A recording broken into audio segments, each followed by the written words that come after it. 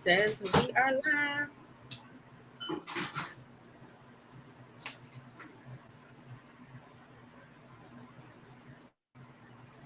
All right. I had to light my candle. Okay, you can share it on your page. Okay. Oh, this is cute. Ain't it? This is too cute. I'm about to screenshot. You so funny. I love this. I'm about to screenshot it. And it made you smaller, but it's fine. Like made the hair smaller or something. But This is I think y'all can see me just fine. It's cool. Y'all, welcome. If y'all are on, say hello to us. And please share this out. We've been talking about doing this for a minute. So for those of you who don't know, I already I had started the Journey to Becoming podcast like 4 years ago, maybe. And it started off as just like a memoir podcast where I would share my stories of healing and getting unstuck and the steps I took and am taking to reach my highest self. But with a lot of stuff, I would start it and then I would stop it. And just not really being consistent with it. Hey, Regina. And so I had started talking about it with Shanise. And then she just was like, that sounds like it could be good. I want to come on with you. And Shanise, tell everybody how many times I shot it down. Like, I ain't about to do that podcast. I don't feel like it. Yeah, it was pretty much we were doing it, but with each other. And it's like, why not share this? You know how many people this will be beneficial to other people, not just us? And so I finally just was like, all right, let's do it. So this is my first time, though. This is my first time, though. All right, let me make sure it went. I was about to say, my first time, though, streaming on both Facebook and YouTube. Because this is me doing something different. So I don't know if I don't really, I mean, I don't be on YouTube like that, but this is my way of saying that I'm going to start. And so I don't really have an audience on there yet unless I'm doing something like when I was doing a web series, then people be on there commenting. So I want somebody to come on YouTube so that I can share their comment because I can put their comments on the screen too. So anyway. And then quick question. So am I able to, I don't know, it'll probably have to be after we're done, but can I share it to my YouTube too? Like whatever You'll be able to share the link of it, but that's it after it's done. Oh, but I can't actually like show the video on my YouTube. No. On my page. Okay. No, ma'am. You would have to download it and everything else and upload it and all this other stuff. I'm looking like Pocahontas today. Somebody. It's giving Pocahontas. It's cute though. So again, welcome to the Journey to Becoming podcast, where we will share stories of healing and getting unstuck so that we can become our higher self. Because if you know me, or even if you don't know me, everybody that know me know all I talk about is healing. That's it. Everything is about you got trauma. Everything is about somebody being stuck. So I really just feel like once you heal your wounds, your traumas, all of that stuff, you'll be better able to navigate life for real. And once you heal all those things, you realize how they show up in all areas of your life. Not just mainly, I ain't gonna say mainly because I don't have no stats. That's why let me also say that we're not therapists or counselors or psychologists. I ain't got no stats, but it shows up in every area of your life. But the main thing that people where people see it at is in relationships. So when I realized that I was just repeating these patterns and having these jacked up relationships, I was just like, something is up. So after going to therapy for a gazillion years and just doing a whole bunch of research and all the stuff, I realized that for everybody, we all have trauma, all of us. Who this smoothie And is? it shows up in our relationships. Hey, Shamika, is that your relative? Oh my God, that's my mama. I was wondering, like, she said, hello, Queen. Oh, princess is for me. Hey, Ma. Hey, Shanise That mama. is hilarious. I forgot. So when we was doing HAE and she was watching, she subscribed to your channel. So I think she gets alerted every time you post. Because you know, Cool. my mama stay on YouTube. She be watching videos, Listen, YouTube reviews, is my and all jam. that. YouTube University. It's a for real thing. That's why I wanted somebody to come on from YouTube so I could show it on the screen because I don't be on YouTube a lot. Holyfield is not your last name no more. Why you didn't change it? I'm cracking up. Well, that's how I knew it was somebody related to you. I was like, Holyfield. No, listen, you want to know? I just happened to look and I'm like, oh, somebody said hello, Queen. And then I just saw my mama name. You said, that's my mom. I was like, you know it's Shamika. So that's at the umbrella of my brand and everything that I do is about healing and getting unstuck, like for real, over anything else. Because once we heal our stuff, then we can. So this is live on YouTube right now. It's live on YouTube right now. This is so sweet. I love this. Okay. I know. So today, so like Shanise said, me and her talk all the doggone time. And we were just sharing stories with each other. Then it became one of the things like, let's talk about it with other people and see if other people will come on and possibly share their experiences or whatever. So I was watching this podcast called the Healthy Black Love Podcast. And the topic was, are you afraid of commitment? So, of course, I listened to it because I've been saying I was a commitment phobe all my life. So after going through therapy and stuff, you know, the therapist pretty much said like, yeah, you have abandonment issues and you are a commitment phobe. So I listened to this podcast and then I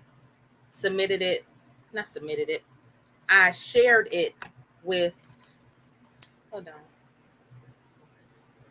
I should have wrote down what the therapist said that I had too. It's like avoiding something. I forgot. Something like that. Yeah, that's your attachment style. That's a whole nother. I love talking about attachment styles too. But mine is fearful avoidant. I don't know. I think you said yours maybe dismissive avoidant, maybe. Yeah, it's like something is dismissive, avoidant. So basically, I pull people in and push them away at the same time because I'm fearful of getting hurt. Yeah. Oh, so you're fearful of avoidant. That's the same thing I was.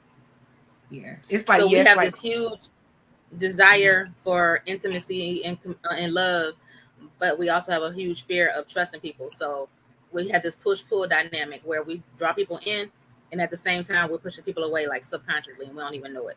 So that's why I was drawn to this topic of the Are You Afraid of Commitment?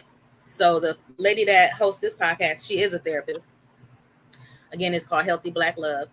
And basically she said that there are different types of commitment phobia. And what she was saying, I was just like, oh, that makes a whole lot of sense. So if you have been watching me live and using StreamYard, this is my first time using like the overlays and all of that kind of stuff because we tried this out for like a few months on our other our rants and recap show that I do with Shanise. And so I'm playing around with these different banners and stuff. So yeah, I see how I got our pictures at the bottom. It's so cute. Super cute. Are you able to move your name so it's like in your top left corner so people can see it? Because it's like me and you are covering up your name, or you can't move it. My name is covered up for sure. I would have to do with something else in order to move that, but I ain't tripping on that right now. I don't care. Oh, okay. So, but yeah, I would have to just do it again. I probably have to shrink us some more. But again, this was a test for me to see how it was gonna look. Yeah, it's super cute. Ain't it cute? So, according to the podcast, She laid out the different types of commitment phobia, and then she also had an exercise that people could do to test to see if they had commitment phobia. So I sent it to Shanise, and I'm gonna, read them, and we're gonna like talk about it. I don't know if we're gonna talk about all of them because again, that could be extensive depending on how the conversation goes. But y'all know me, I like to I really am about like going with the flow, and I'm about energy and all of that. So I don't like to force anything. So if the conversation seems like it's gonna go, then I let it go. So I got another overlay. Hold on, we're gonna have to change our how we're set up. So let me see how this gonna go. Wow, what's wrong? I got another thing to put on the screen. Oh. And so it's a different setup. So I could only test it out when I'm actually like live. Mm-hmm. But it didn't change just yet. I'm trying to see why. If you see the other overlay, you'll understand what I'm saying. So I'm gonna just show it to you. But it gotta show because it's gonna mess up my whole presentation if it don't show the way I want it to show. Okay. Let me show you what it looked like. You see it? Mm-hmm. And so the only way that it can show up is if me and you go to the left. But it's not transitioning to the left, and I don't know why it's not transitioning to the left. Right, or if you can like move it down in this open space where I'm like, well, I don't know if you can see what I can see. Right. Since And you're the host. I can't move the thing once I created it. That's the thing. But I have to look into that because it's supposed to be there. Well, it's there, but we're supposed to be able to move. That's going to annoy me. So, okay, now I'm just have to read from my phone. Trial and error. Huh? I said trial and error.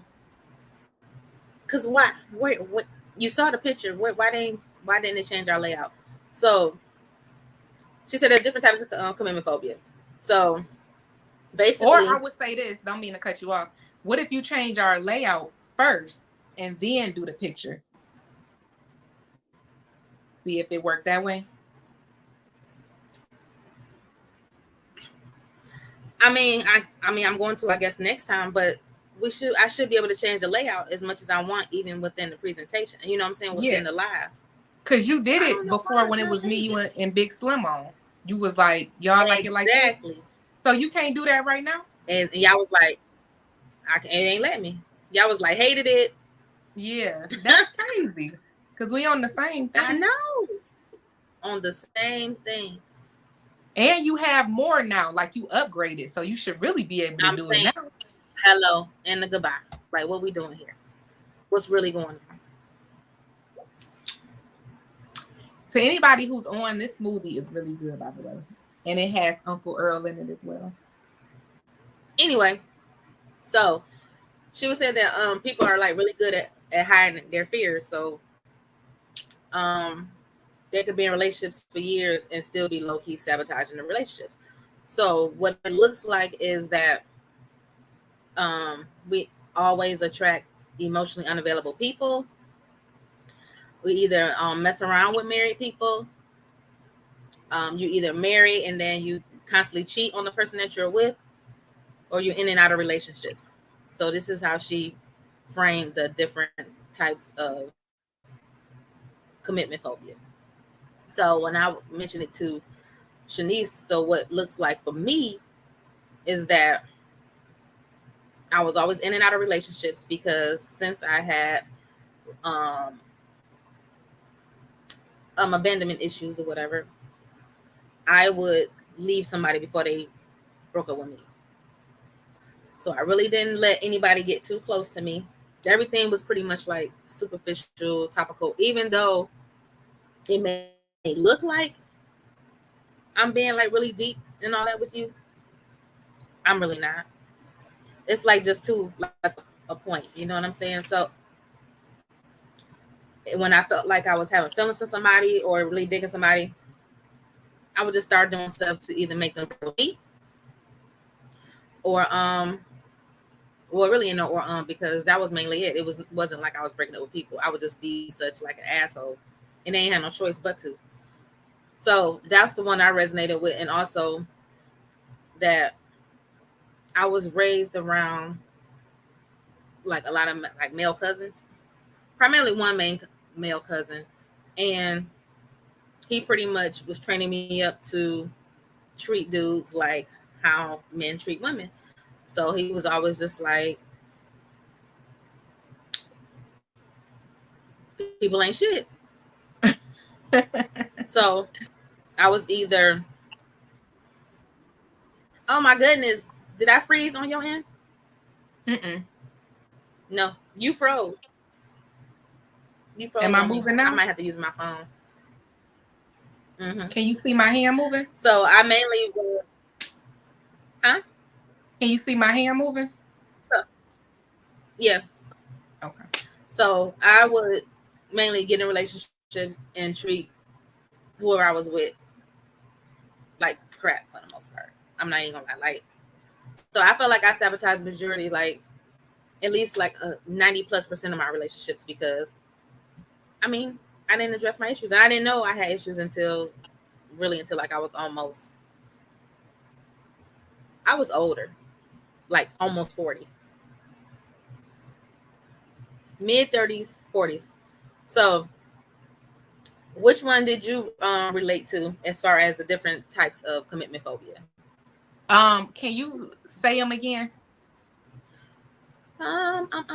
Always attracting emotionally unavailable people, messing around with married people, married but constantly cheating, or in and out of relationships.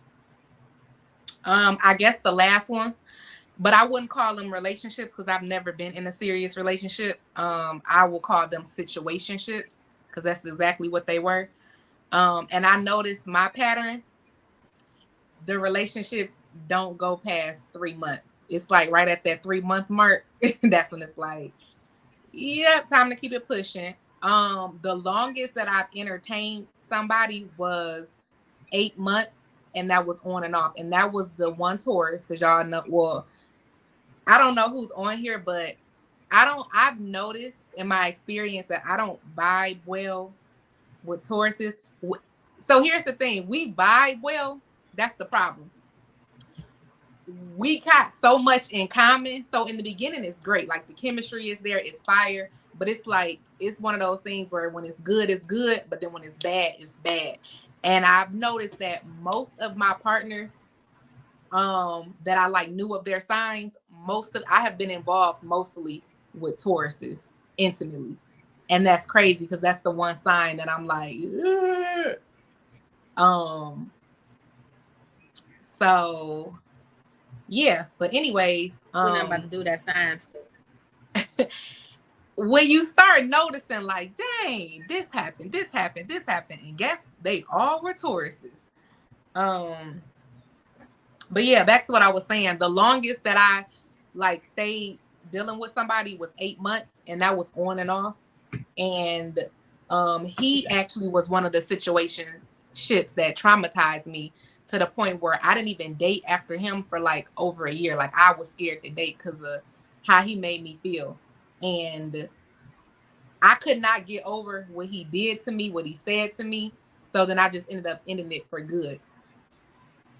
And I noticed too that one of my issues is I'm a terrible communicator.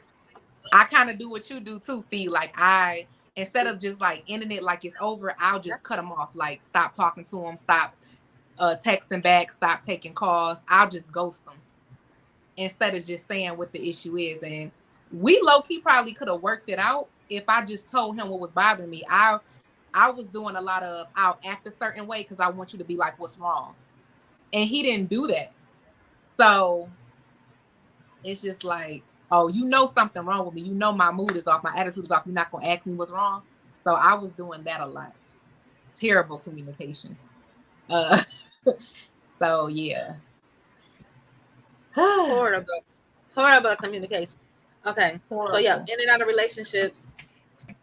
She's basically saying is a sign that you are commitment phobe because the thing is you don't want to, not necessarily don't want to, but not really like equipped to communicate effectively. To it's like we have like a fear of rejection, and because you have the fear of abandonment, it's like you don't want to feel that pain from somebody, kicking you to the curb. Like for real, I got broken up with, I think twice in my life, and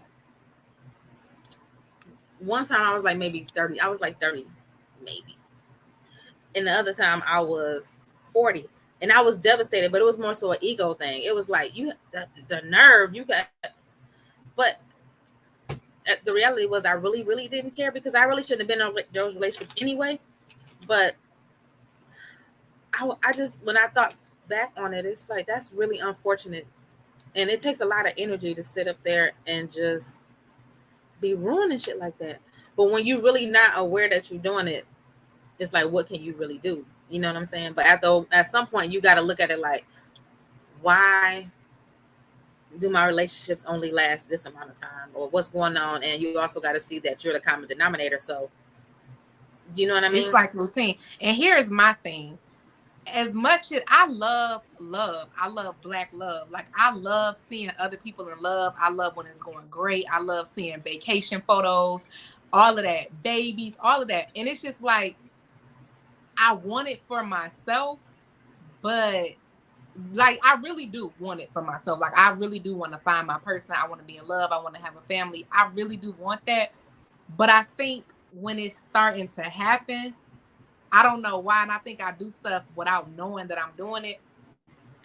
I just know the type of person I am. When I like rock with you, I rock with you and I'm loyal. And I guess it's just the fear, like, if I really give you my all, if I let all these walls down, if I just open myself up to you 100% completely, and you do me wrong, I'm almost fearful of how I will react, because I don't allow myself, I don't allow it to get that far, because I'm fearful that he gonna end up cheating or whatever. It's not gonna work out or whatever. So I kind of go into things already a pessimist and thinking negatively on it.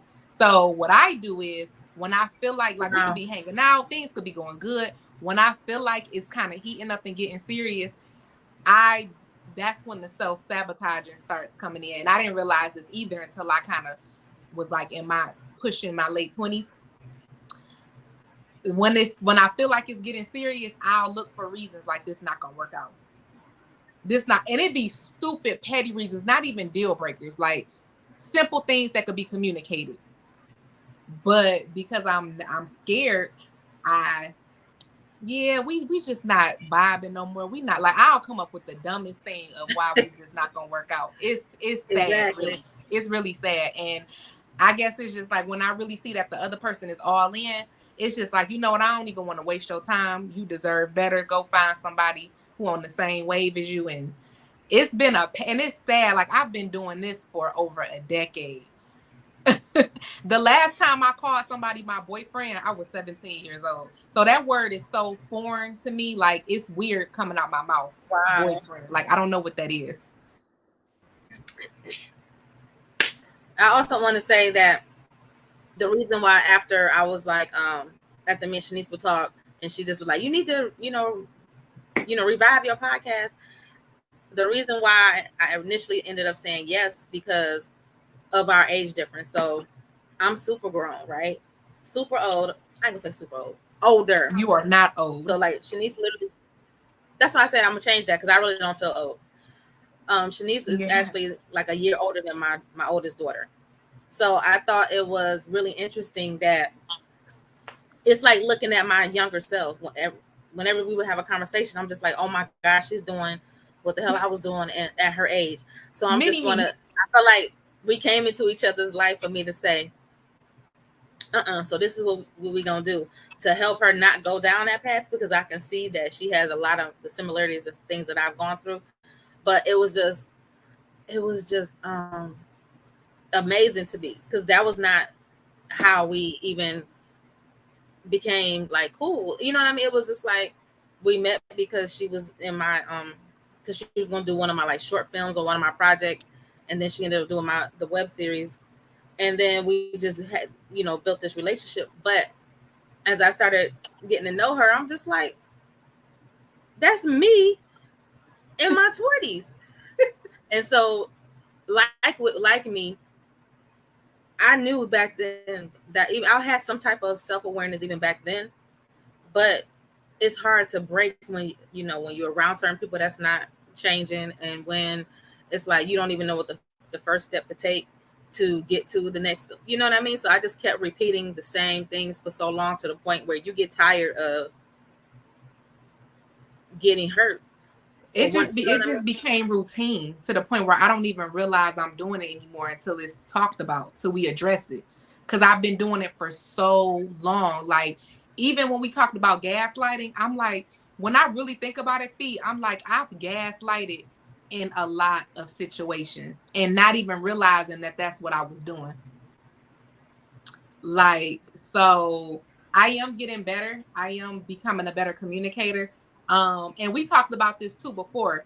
So the reason why, as vocal as I am and outgoing as I am, I tend to suffer in silence and I sweep a lot of things under the rug. And I do that because it's not that I don't want to have the conversation or that I'm scared to have the conversation. It's more so I'm just super caring, even when it's not needed or when I shouldn't care. I'm still caring about the other person's feelings. So I feel like I'm the type of person where if somebody had an issue with me, I'm all ears. We can talk about it. I'm not gonna get mad. Like, let's communicate it, especially if I really care about you. Here's the issue I have. I feel like, and we talked about this before, Fee, I feel like it's not going to be reciprocated. So that's why I tend to avoid conversations, because I feel like, okay, if I tell this person how I feel and how this made me feel, I feel like they're gonna take it the wrong way. We gonna end up falling out, and it's just gonna be this whole big blow up because I'm already calculating how the conversation is gonna go in my head before even attempting to have it. So I'm literally doing a mental script. So when I see it going left in my head, it's just like, you know what? It ain't that big of a deal, but it is a big of a deal because what I end up doing is I act different towards that person. And so now Right. they're like, I noticed something different about you. Like, why are you acting funny? And it's just like, when I really think about it now, it was me. I was the problem. Like, how can I get mad at somebody when they don't know what's the problem because I never told them? I just Exactly. started acting different. So it's just like, I can't even get mad at me. Like you said, don't nobody got time to be trying to read body language, trying to guess what's wrong with you. Like, to let talk Nobody got about it, time. Yep. converse it. So I was doing that for a long time. Like, I was doing that with every relationship, friendships, family ships, Yep. situationships, all that. Like, I would feel a type of way, and instead of talking about it, I just started acting different towards the person, and I'll get in my mood. And then it was just like, I'll be in that mood until I'm over it. And then once I'm over it, it's just like, okay, depending on what the situation is, we can get back cool. Or if it was that deep, I'll just cut the person off. Yep. See, and you're aware of that now. That's why I'm like, that's a good thing, Yeah. because you can And I've start actually, like you said, I've actually been aware of it.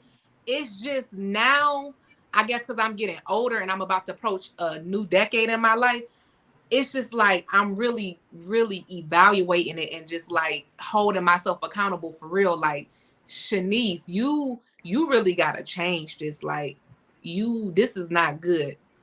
Like, you can't even get mad at the other person because you're not even telling them what's wrong. Like, you just acting funny.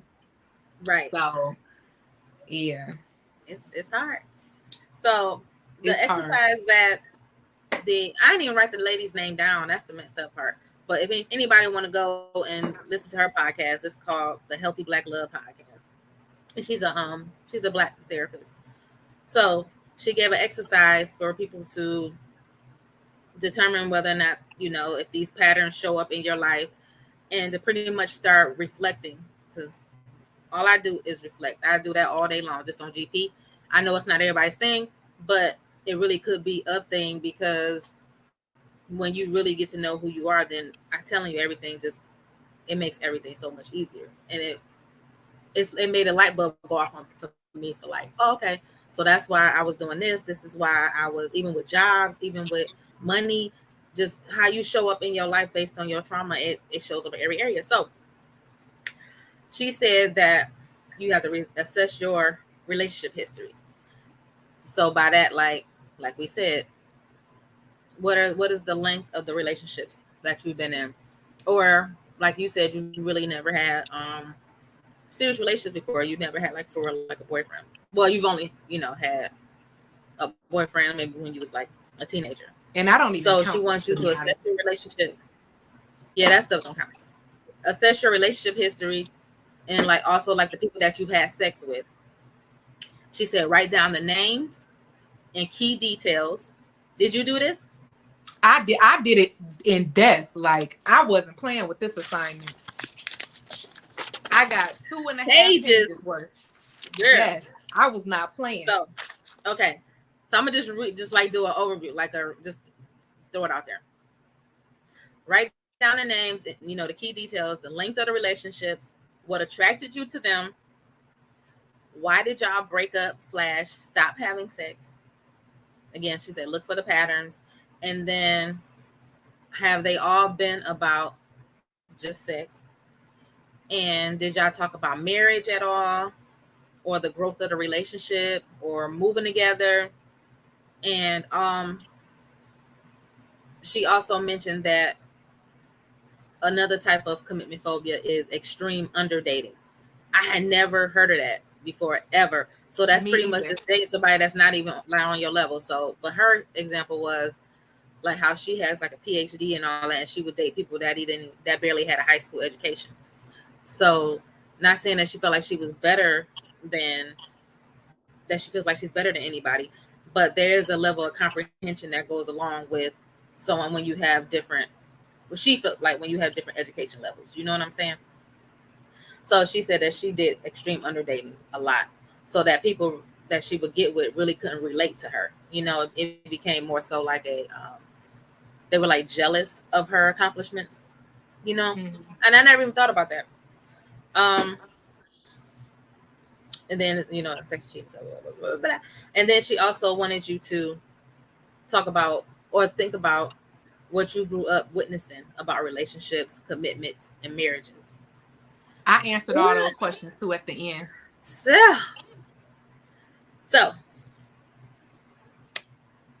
you can go first since you got pages, because I told you I can just say stuff off the cuff because this is what So do you want to do it in like a flow? So I got a total of 6 people. So how I did, I don't know how you did yours, but how I did mine was I just did like the highlights. So I talked about the people who kind of like play some type of role, or who I felt like it could have, if I gave it the opportunity, it could have been something great and been something more, or I really learned something from that situationship.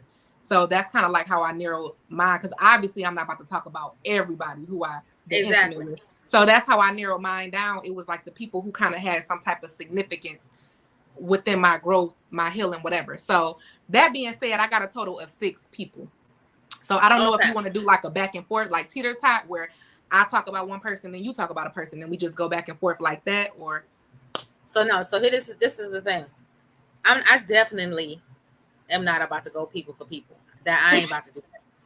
So what I was thinking that we can do is possibly like look for the pattern in the people, because that's the thing. I can look at the pattern in without having to talk specifically about every person or even a few people, and then like draw from that as what the commonalities were, and then maybe talk about one person that really stands out, that that you were on some bullshiggity on, and go that way.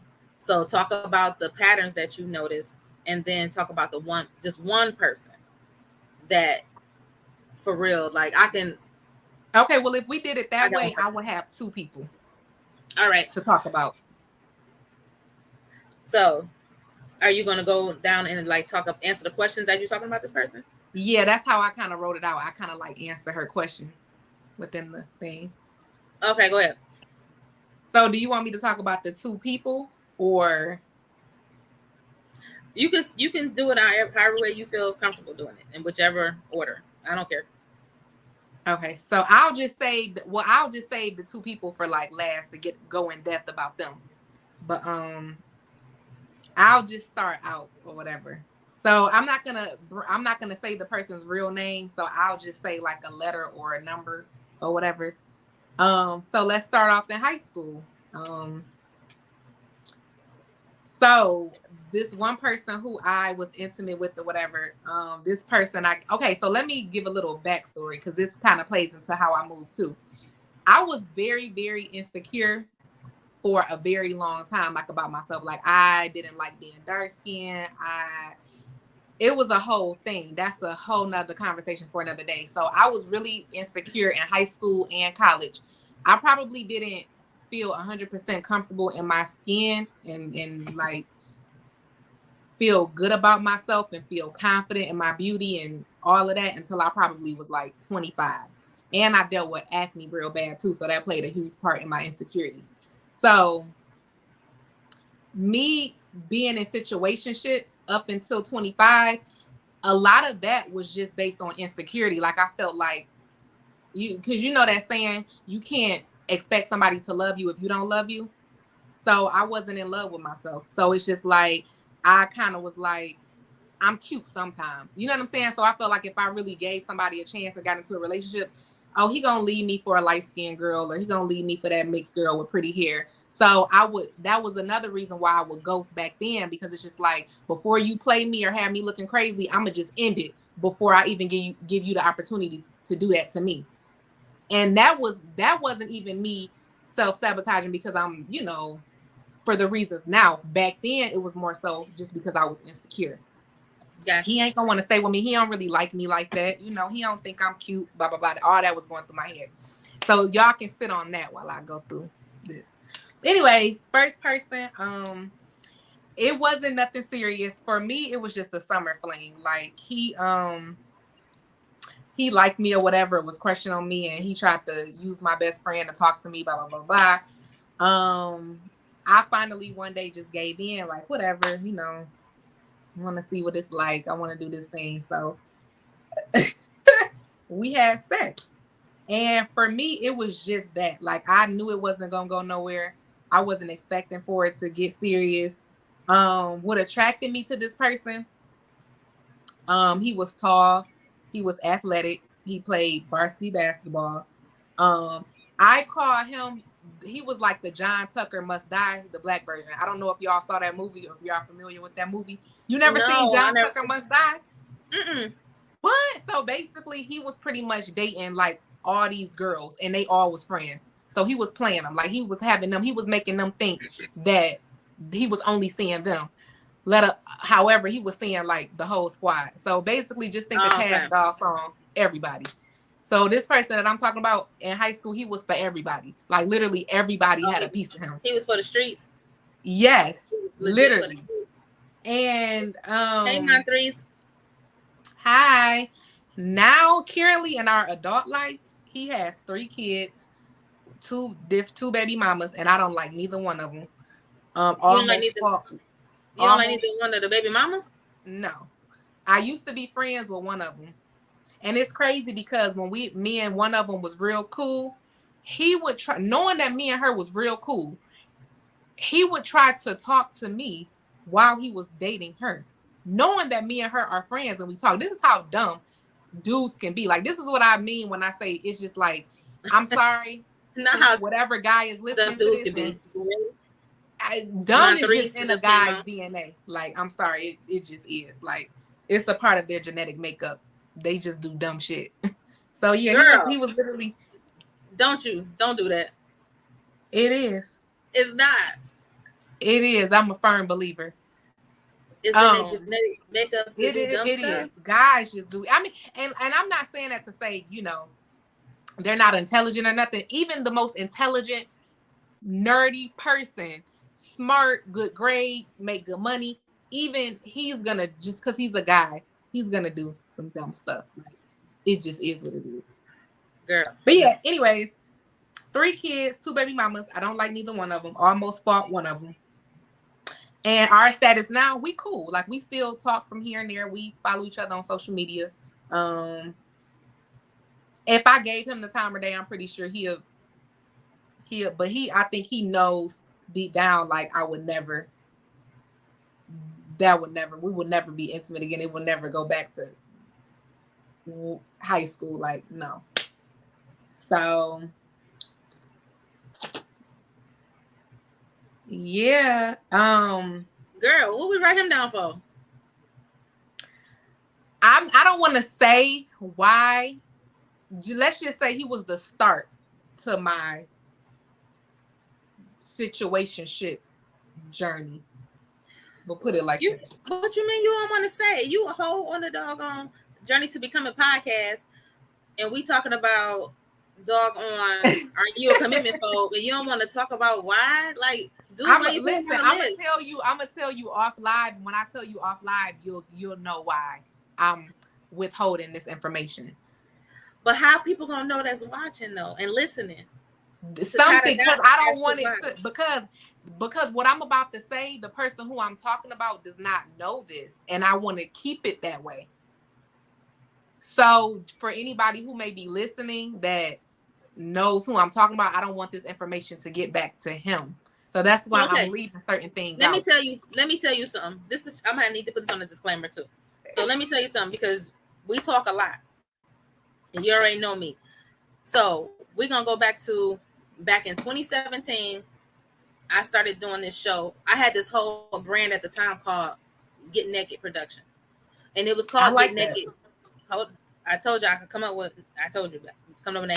I called it Get Naked Productions because it was about removing the layers of baggage that's keeping us stuck. Everything is about, I told you, healing and getting unstuck. So I did Get Naked because I knew it was going to intrigue people, because when we think about naked people nasty, that's what you're going to think about.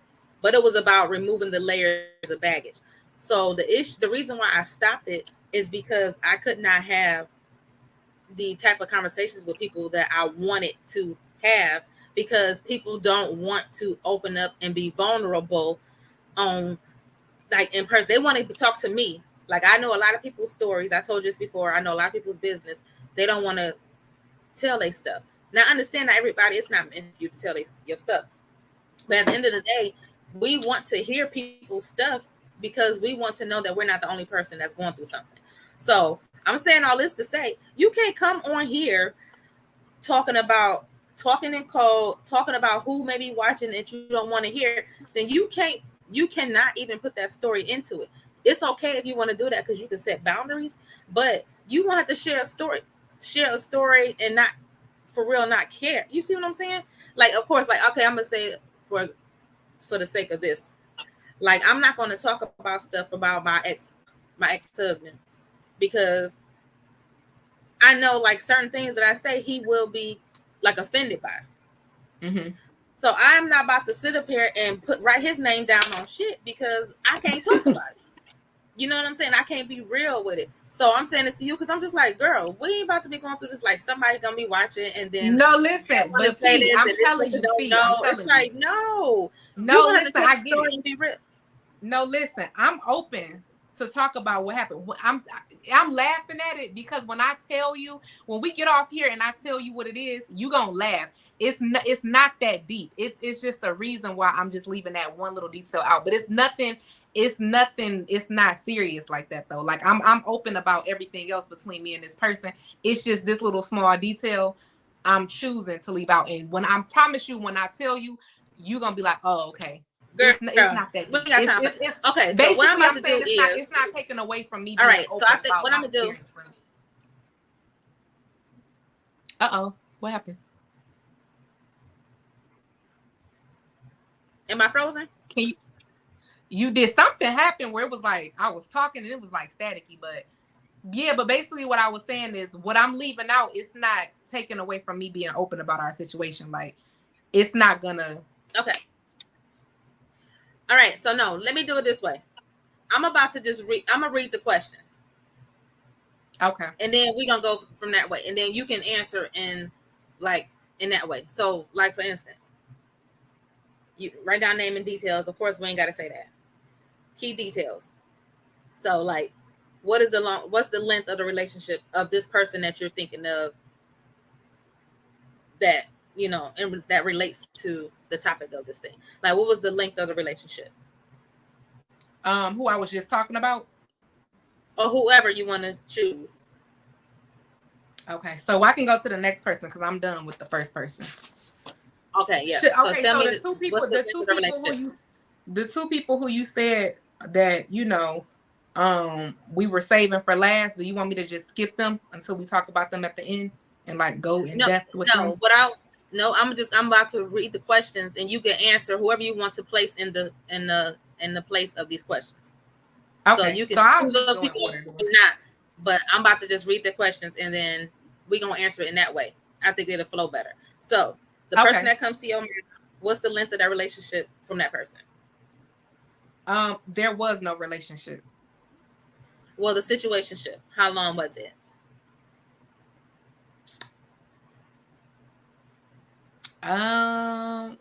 Maybe I would say a year or two, on and off-ish, kind of, sort of. It's weird. I don't know how to explain it.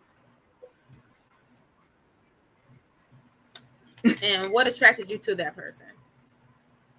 Oh my God, everything. This is actually the person who I really thought was gonna be my person. This is who I was telling you about when we was texting. My college crush. Everything. Tall, dark, and handsome. Literally. Like, okay, so I have a type. So he pretty much fits my type to the T. I like him tall, dark, handsome, tatted, with swagger, know how to dress, and he was all that. I like a little roughneck. And when I say roughneck, because people love to assume I want a thug, hood nigga. No. When I say roughneck, I just mean like a little rough around the edges. Like, you look intimidating, but you really probably a sweetheart. You just look like somebody who nobody will fuck with. I like that roughneck look. He was all of that. He intimidated me. I was scared of him. Girl. Like, that's how much his look, appearance was just so strong. But yeah, he was well-dressed, well-groomed, athletic, and he had a gap. I don't know. I got a thing for gaps. He had a cute little sexy gap in between. Okay. I mean, that's and he still do. Right. And so why did y'all stop messing around? Why did y'all stop having sex?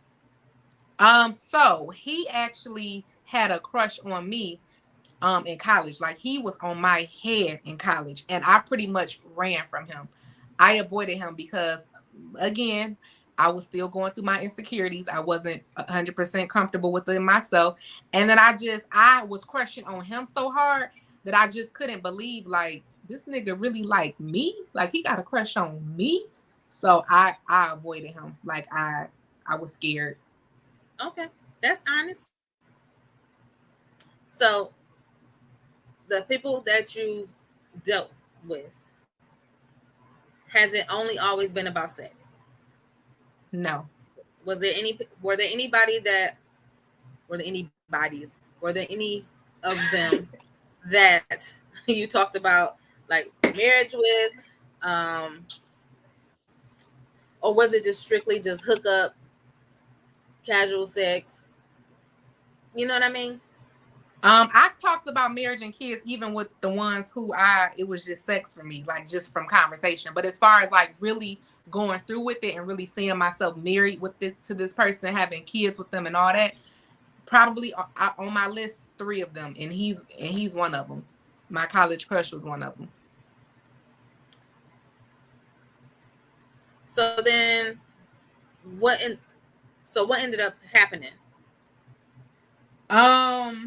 So after college, we was always on and off, like, kept in touch here and there, social media.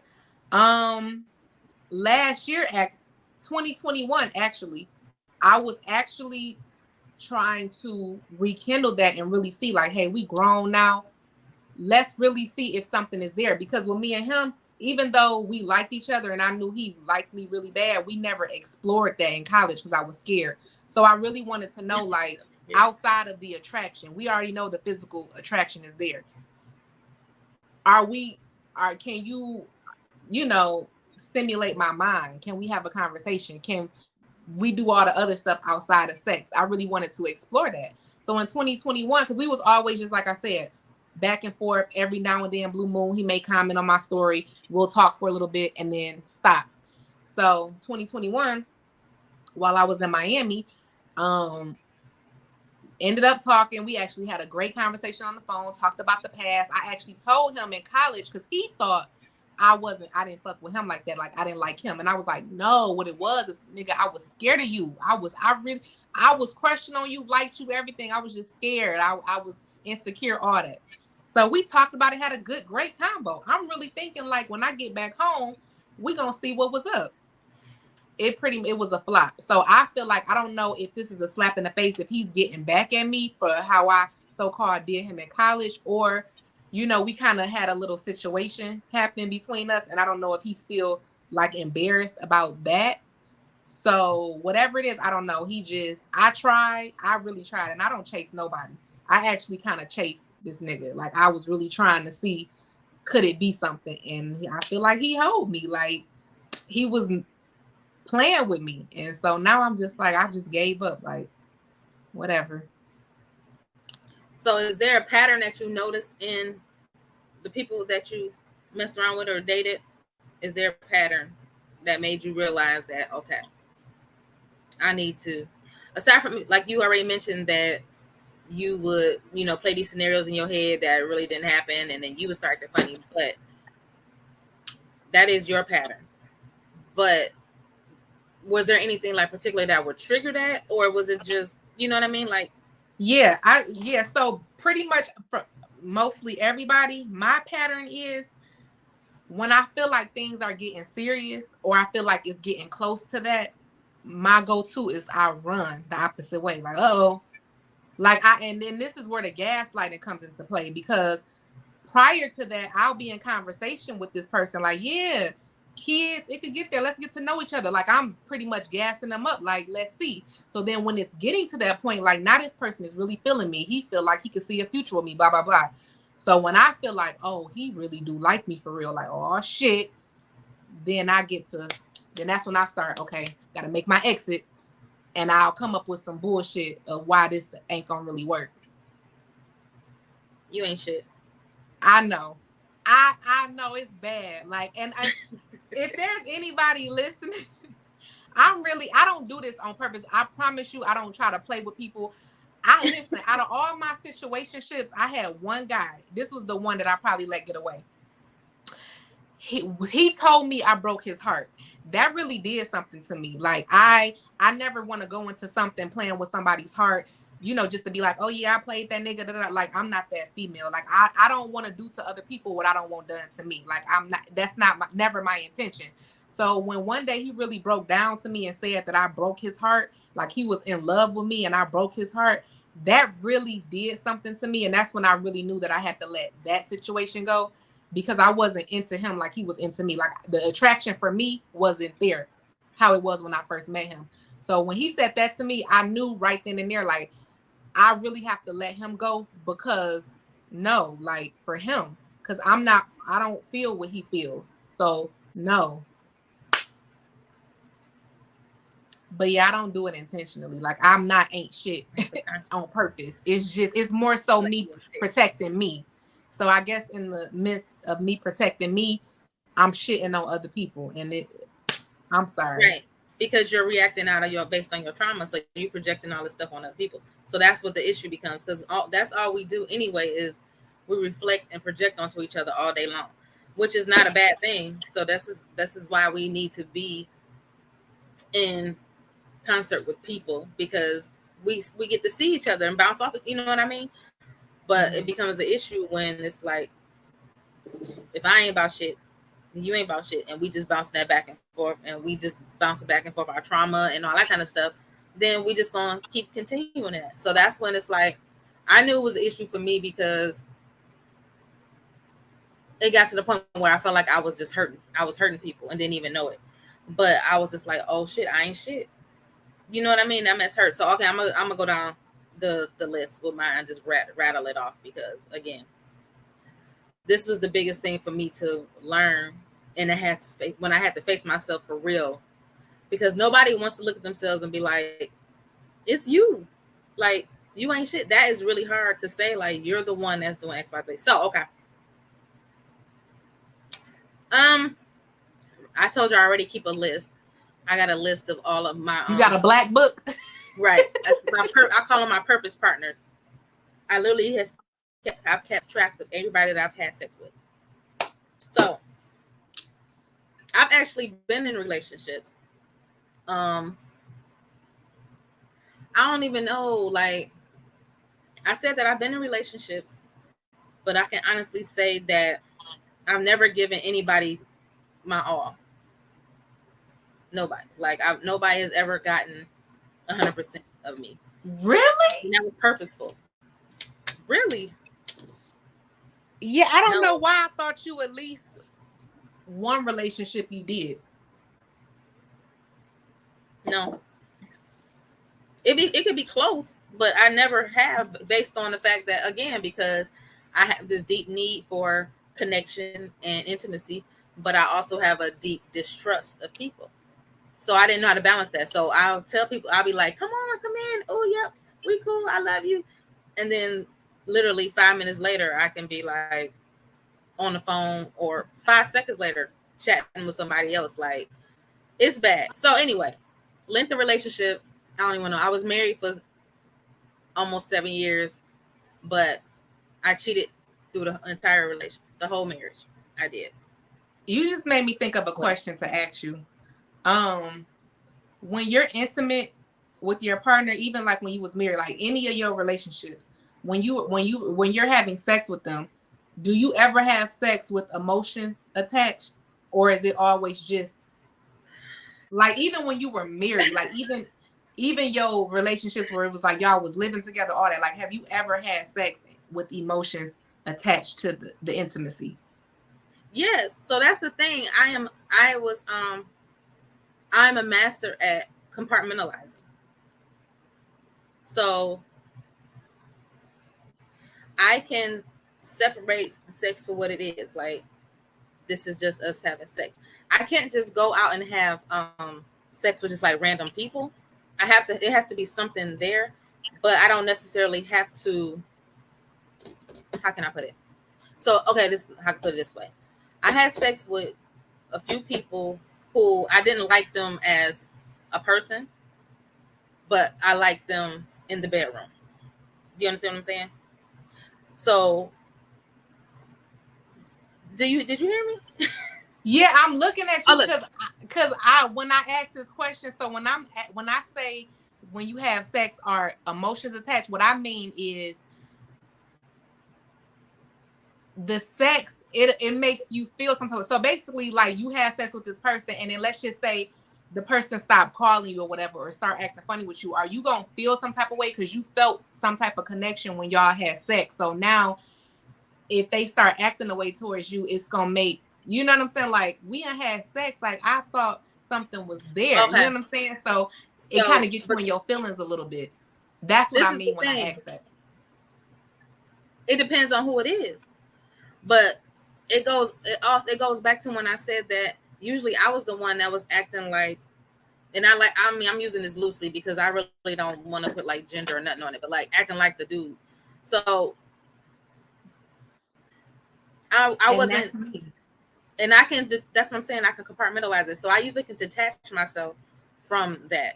So I wouldn't feel a way about a lot of the people, but some people I did feel a way about certain things. So that's what I'm saying. It just depends on the person. Did that make sense? Yeah, Like, I asked that because for me, when I really think about it, I don't think I ever have, like, I don't think I've ever had sex with like emotions attached. It was just like, okay, we had sex, we may talk afterwards, we may not. And I'm okay with it. Like I'll keep it moving. And I just feel like when I think about it, I just feel like that's kind of like fucked up. Like, I don't know. I'm so I good don't know at if it. that's accurate though. I don't know if that's I'm actually the case telling you though. it is. I never let sex get, like, I never be in my feelings about sex. Like it's to the point where I can have sex with somebody. We can be cool. I can have sex with somebody and I could see them out in public the next day, and they could be with a whole nother person. And I could say, hey, you would never know that me and this person was intimate. Like Right. I'm that good at it. Like Right. That's a detach. You had detached emotions. The same thing. You compartmentalize the way that I did. That don't mean that you don't necessarily like for real care. You just become kind of like um desensitized to it. It's still a trauma response. I feel. I'm not saying that you can't do it, but it's the same. Yes, I'm not the one that I'm not calling up. I'm not calling up nobody, no other woman. I'm not checking nobody. I'm not going through. I'm not doing none of that ever because I usually don't even care.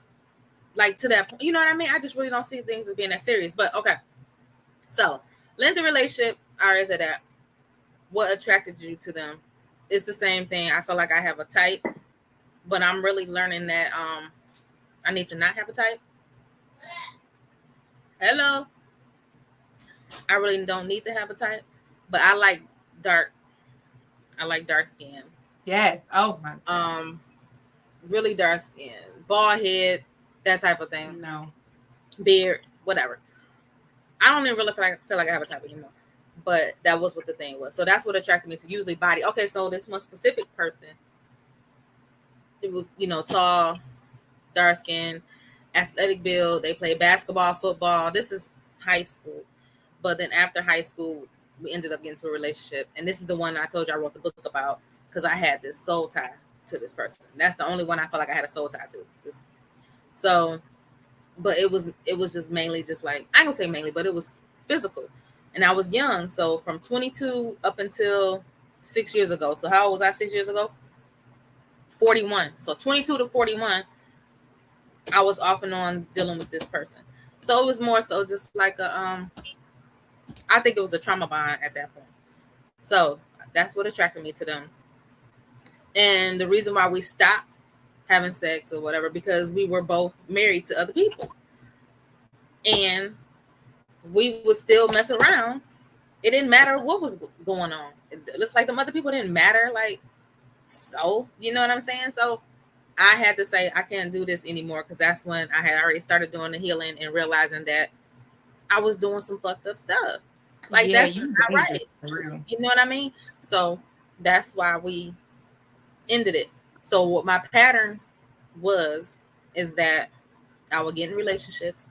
Okay, let me say this one thing though, because I felt like this is important. I realized that I had always been in relationships, like always getting with somebody. I was either with somebody or messing around with somebody. But I really, like, at the core, didn't want to be in relationships with people. I just wanted to. I really like companionship. I like intimacy and I like being close, but I felt like I didn't really want to be in relationships with people. But I would get into relationships with people because I like to go out to eat. I like to do, that kind of thing. I like dining out. I like going to movies, doing all that kind of stuff. And I started finding that people didn't want to do all those things with me unless I was in a relationship with them.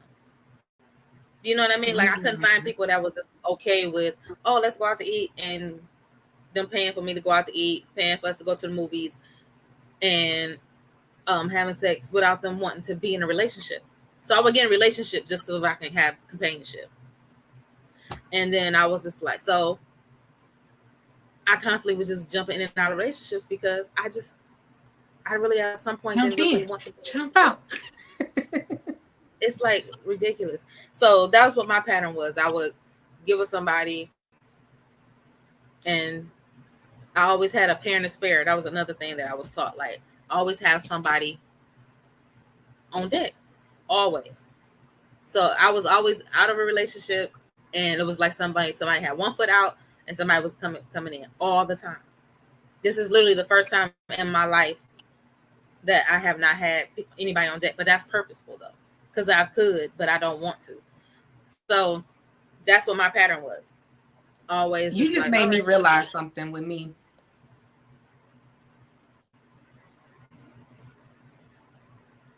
What? I noticed too with a lot of people who I talk to, majority of them, another reason why I would run so fast is because they would move so fast. Be like, don't get me wrong, I think I'm a good person. I think I could potentially be wife material if I did the work and,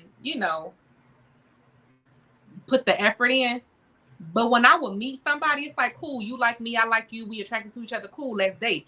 I swear to you, after like a couple weeks talking, they're already on, I can see you as my wife. I want you to be the mother of my kids. I want to move in, this and that. And it's just like, nigga, like, we just met. And a lot of them would do this. So that would scare the hell out of me, because I'm just thinking, like, how do you know you like me like that? Like, we haven't even, you don't even know a lot about me. You haven't, like, how, and I would ask that, because it's just like, when I started noticing that like every dude who I'm talking to would do that. So I'm like, what am I doing? Because it's not like I'm doing anything extraordinary for y'all to want to get married tomorrow. So I would ask, and I would get the same remarks. I don't know. It's just something about you. You're a vibe. Like, that was like the common answers. It's just something about you. I don't know what it is.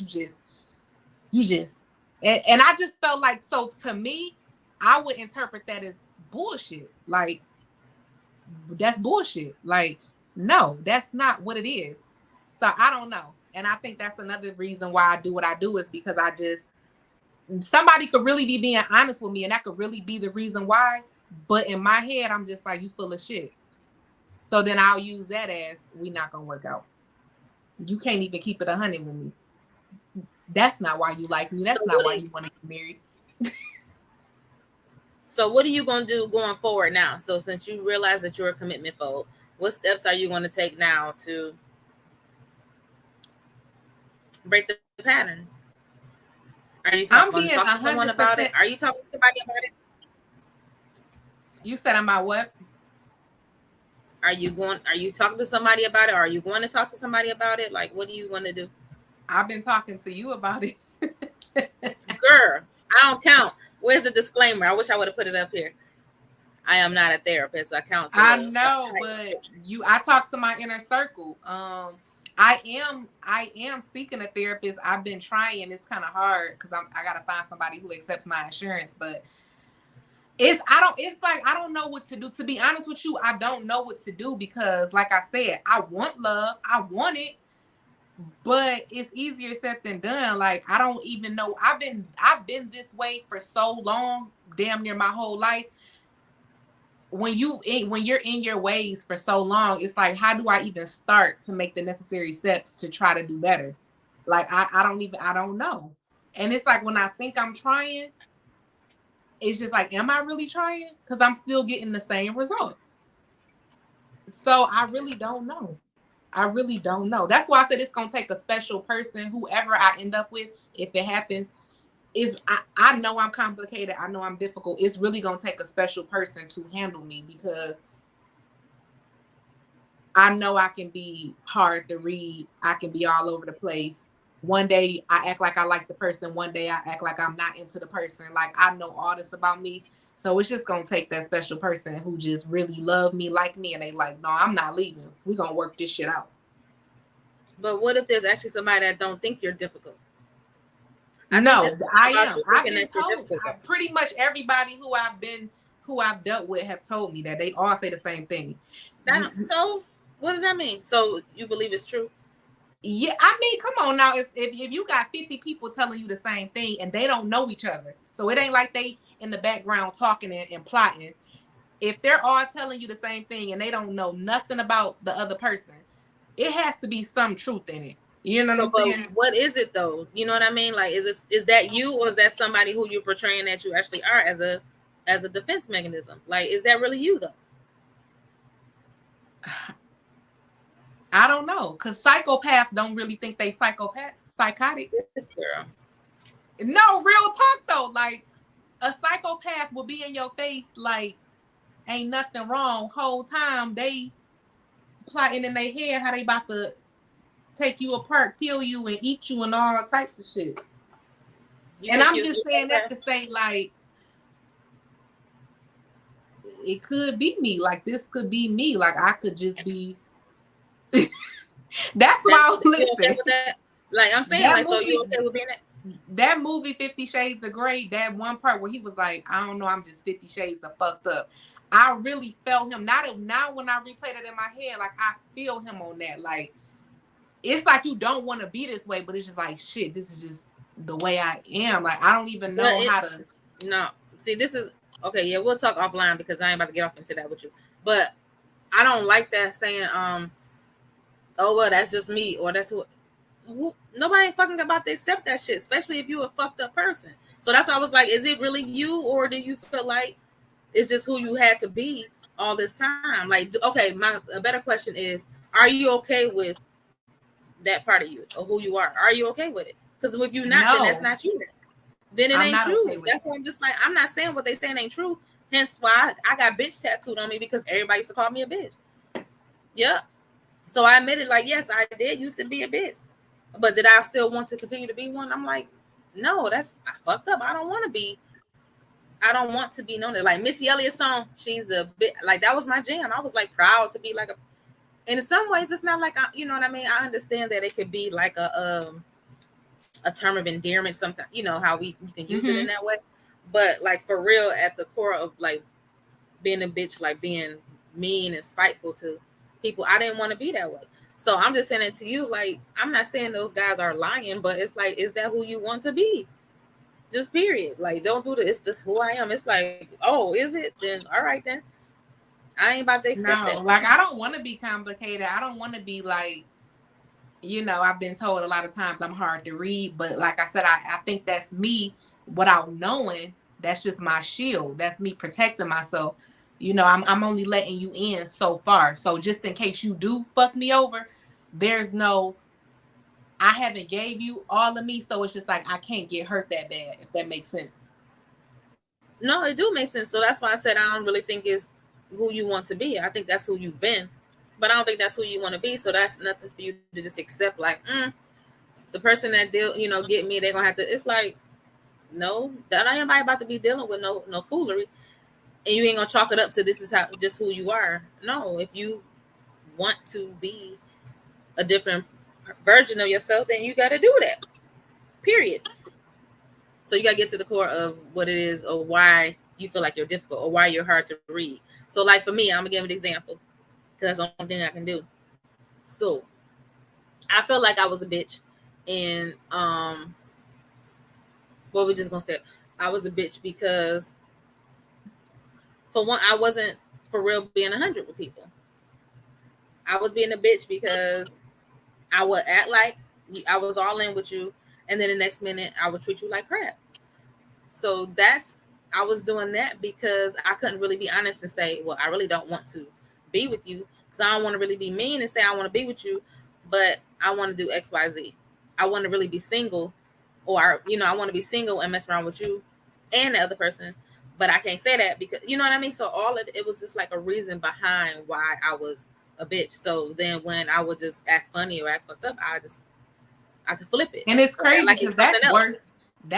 That's worse than you saying, I want to be by myself. It is.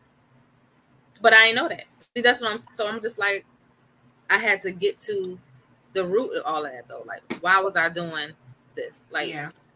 this person gave me, I'm like, oh, we're gonna be together and do all this, and this person does that, and I'm just like, I don't even want that.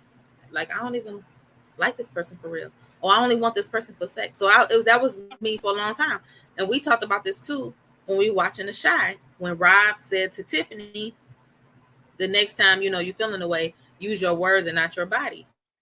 So that's a whole nother Yep. conversation too. But that was one of the ways that was my way of communicating. Do sex is like, no, we ain't got to do this. We ain't even got to talk about this touchy feely stuff. We ain't got to be talking about all that. It's like that Plies song. Are we fucking or what? Yeah. I You did see what that I'm too. saying? And it's like a power thing too. Like how Tiffany said, I just wanted to see if I still had it, if I could still get him. You know what I'm saying? Like not even her liking him, just to see if she still got it. If she could. Yeah. Yeah. So when you get to all of that and you realize, like, man, I don't want to be just known for that. I don't want to just be this, then you have to go about the way of changing it. But yeah, I heard that too. Like, um, hard to like, because that plays. I'm only saying this because that plays a part in how we like. I feel like low key, subconsciously, how we see ourselves. If you feeling like people are telling you difficult and hard to read and all of that, I think subconsciously you're going to be attracting those people that see you as difficult and hard to love in a way. You know what I mean? And that does something to our spirit, for real. So it makes me feel like I'm not lovable because, oh, I'm not worthy of love because I could be a bitch or something like that. The same things with me. Oh, I'm not worthy of a relationship because all I would do is just use people for sex, really. So now it's like when I want to be serious about something or somebody, nobody takes me serious because I'm like seen as somebody that just wants to have sex. You know what I mean? So that's why I used to attract unavailable people all the time because I wasn't really emotionally available either. So that's why I'm just like, I don't want you saying stuff like, well, I am difficult and I can be hard to read. It's a reason why, though. Yeah, and that's something else that I struggle with too. I struggle with my emotions and being vulnerable, because I'm so, I feel like people look at me as this strong person and people put me on this pedestal. So I feel like I got to be there for other people. So it's just like, damn, who here for me? You know what I'm saying? Like I break down sometimes too. You know what I'm saying? But We all. I So feel you like got to be. I got to keep up this persona that I'm this and that. And it's just like, Mm-hmm. I hurt too. I cry too. I go through shit too. You know what I'm saying? So that's the issue too. Like I always have this hard exterior, and I'm always like, oh, you know what I'm saying? Exactly. Watch. I mean, only for so long. So you got to be there for yourself. So you have to really give yourself the stuff that you want or expect from somebody else. Period. Once you start doing that, then it'll be easier to discern different, certain type of people. Other people won't even be able to come within doggone 6 feet of you. You're gonna be like, mm-mm. But you have to give those things to yourself first. So I had to learn. That's what one of the main things I had to learn because I'm just like, I'm attracting all these emotionally available people, but I realized that I was emotionally available and I was neglecting myself and abandoning myself in a whole lot of ways. In all the ways, really. So that's why I said when I said it was in every area of your life, you got to look at like your job, your finances, your physical health. It's about 8 areas of life. When you look at that, all of that, it rolls over into that. So you just look at all the ways that you've been neglecting and abandoning yourself, and it makes sense as to why you're attracting people that would do that because it's familiar. That's what the subconscious wants. It's just familiarity. They don't care how we get it, long as it's familiar. So that's why people stay in toxic relationships and keep repeating certain patterns because our subconscious is just like, but did you die? You ain't die, so Yeah. you And you good. want to know what's crazy, P? You just made But me did think you of something die? else. You just made me think of something else. This is a good topic too. It's crazy.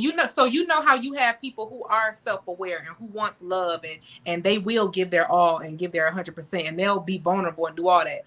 So you know how you have those type of people and they always say, I'm this, I'm honest. I gave this person my all and they just ended up lying to me, cheating on me, blah, blah, blah, blah. So you have those people who are doing what they're supposed to do, but they keep attracting these people who cheat and are not honest and are on bullshit.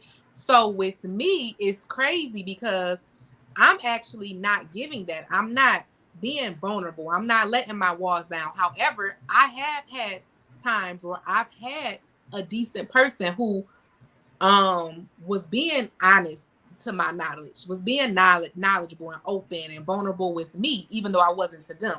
So I'm saying that to say another issue that I notice I have is I don't allow myself to enjoy what people want to give. Like, I've had guys, oh, I'll do this for you, I'll do that for you, but I gotta be Miss Independent and I don't need a dude for this and that. I can do it myself. So I have a hard time accepting. A hard time. And it's crazy because we say we want the guy to do this, this, and that. And this is like when he tries to do it, I don't want to accept it. No, I got it. Because that's because our subconscious runs 95+% of the show. We think our subconscious because our conscious, we thinking we making decisions like, no, I want a man to do this, I want a good man. The reason why we ain't getting them because our subconscious is letting us still deal with trash. Hence our conversation and our trash emojis that we use. But see, that's the thing. Sometimes I don't get trash. I get a good person. I don't allow myself to accept the goodness. Again, and that's something that you have to really tap into because it's something to that too, feeling like you want to be so damn independent. But that's because you have a hard time trusting. So you can still, you're gonna get the people. Ain't like you just gonna get all trash. You're not. And I You're think going what to it attract is some people that's too. going to show you that there are good people out here. You're going to get that. It's going to be about how you react and respond to them, and you're responding and you're through your subconscious and your trauma response. And Like, it's nah, I'm crazy independent. because This I person gonna know what leave it me. is. I ain't about to do that. I ain't about to trust that. Nope, I got it. Nope, I'm gonna do this, and here you go. Yeah, I think, and it's Single as a crazy because I kind of know what it is. So I'm the type. See, I'm the type of person, I'll do something for somebody and we can get into it. I'm not gonna throw that in your face. I just feel like, okay, I let this person do something for me, look out for me, and then let's just say we get into it or whatever. I never want that to be thrown in my face. So it's just like, I'm not even gonna give you the opportunity to throw this in my face. I'm not gonna even give you the opportunity to be like, but I pay all the bills, but I do this and that. You know, cause I think it's a control thing too. Like, you're not about to control It's still me. trauma. All of it is trauma, regardless of how you Yeah. spend it. Yep, the reasoning, because Because again, you spend the I've scenario dealt in with your that head. with my father. I've dealt with that with my father where he's done something for me or whatever, you know, back before I was an adult and was had my own place, and we'll get into it, and then you want to throw in my face, but you weren't saying that when I did this, but I did, you know what I'm saying? So I think that's kind of what it is too. Like, I'm not about to let somebody else do that to me. Okay, and you not letting nobody else do that to you is blocking a whole bunch of stuff. Period. So that's another topic because everybody got to be having daddy and mama issues, because that's where it Oh, and stems I from. got it. Oh, my daddy issues so bad. In the words of Carisha, real bad. I don't even know Carisha. You do, Young Miami. Who? Young Miami. Young Miami. Oh, okay. But so we are commitment phobes. We've already acknowledged that. And we're going to take steps to, well, I think it was the reason why I wanted to have a conversation is so that people could see themselves in our story to say, oh, well, I didn't realize that meant that. And that, that commitment phobia, they are different, types. So, I've already taken steps to, you know, not be a commitment phobe. So when it's time for that right one, then that'll be it. But this was the grand re. I told you, my son is acting up. I answer her questions at the end about the grand reopening. When she was like, what did you grow up witnessing about relationships, commitment, marriages? I answered that. I answered what comes up when I think of commitment, marriages. I answered all that at the end. You can answer it if you want to before we roll out. Oh, okay. We head out.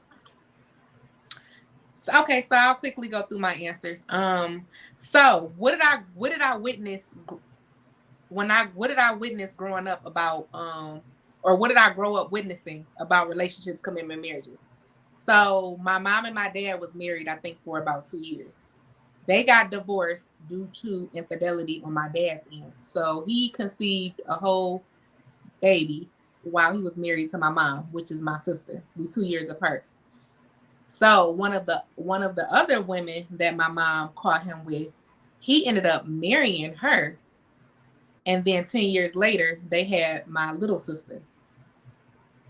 So I witnessed that. So that automatically put like, yeah, I'm straight on marriage. My mom is remarried now to my stepdad, but I don't call him stepdad. He's my dad. They've been married for 6 years. That's my dad. They've been married for 6 years, and watching their relationship, like, I love how he treats my mom. I love their relationship. And that experience, watching them together now, gives me hope that, okay, I could have this one day. Good men are out. For sure.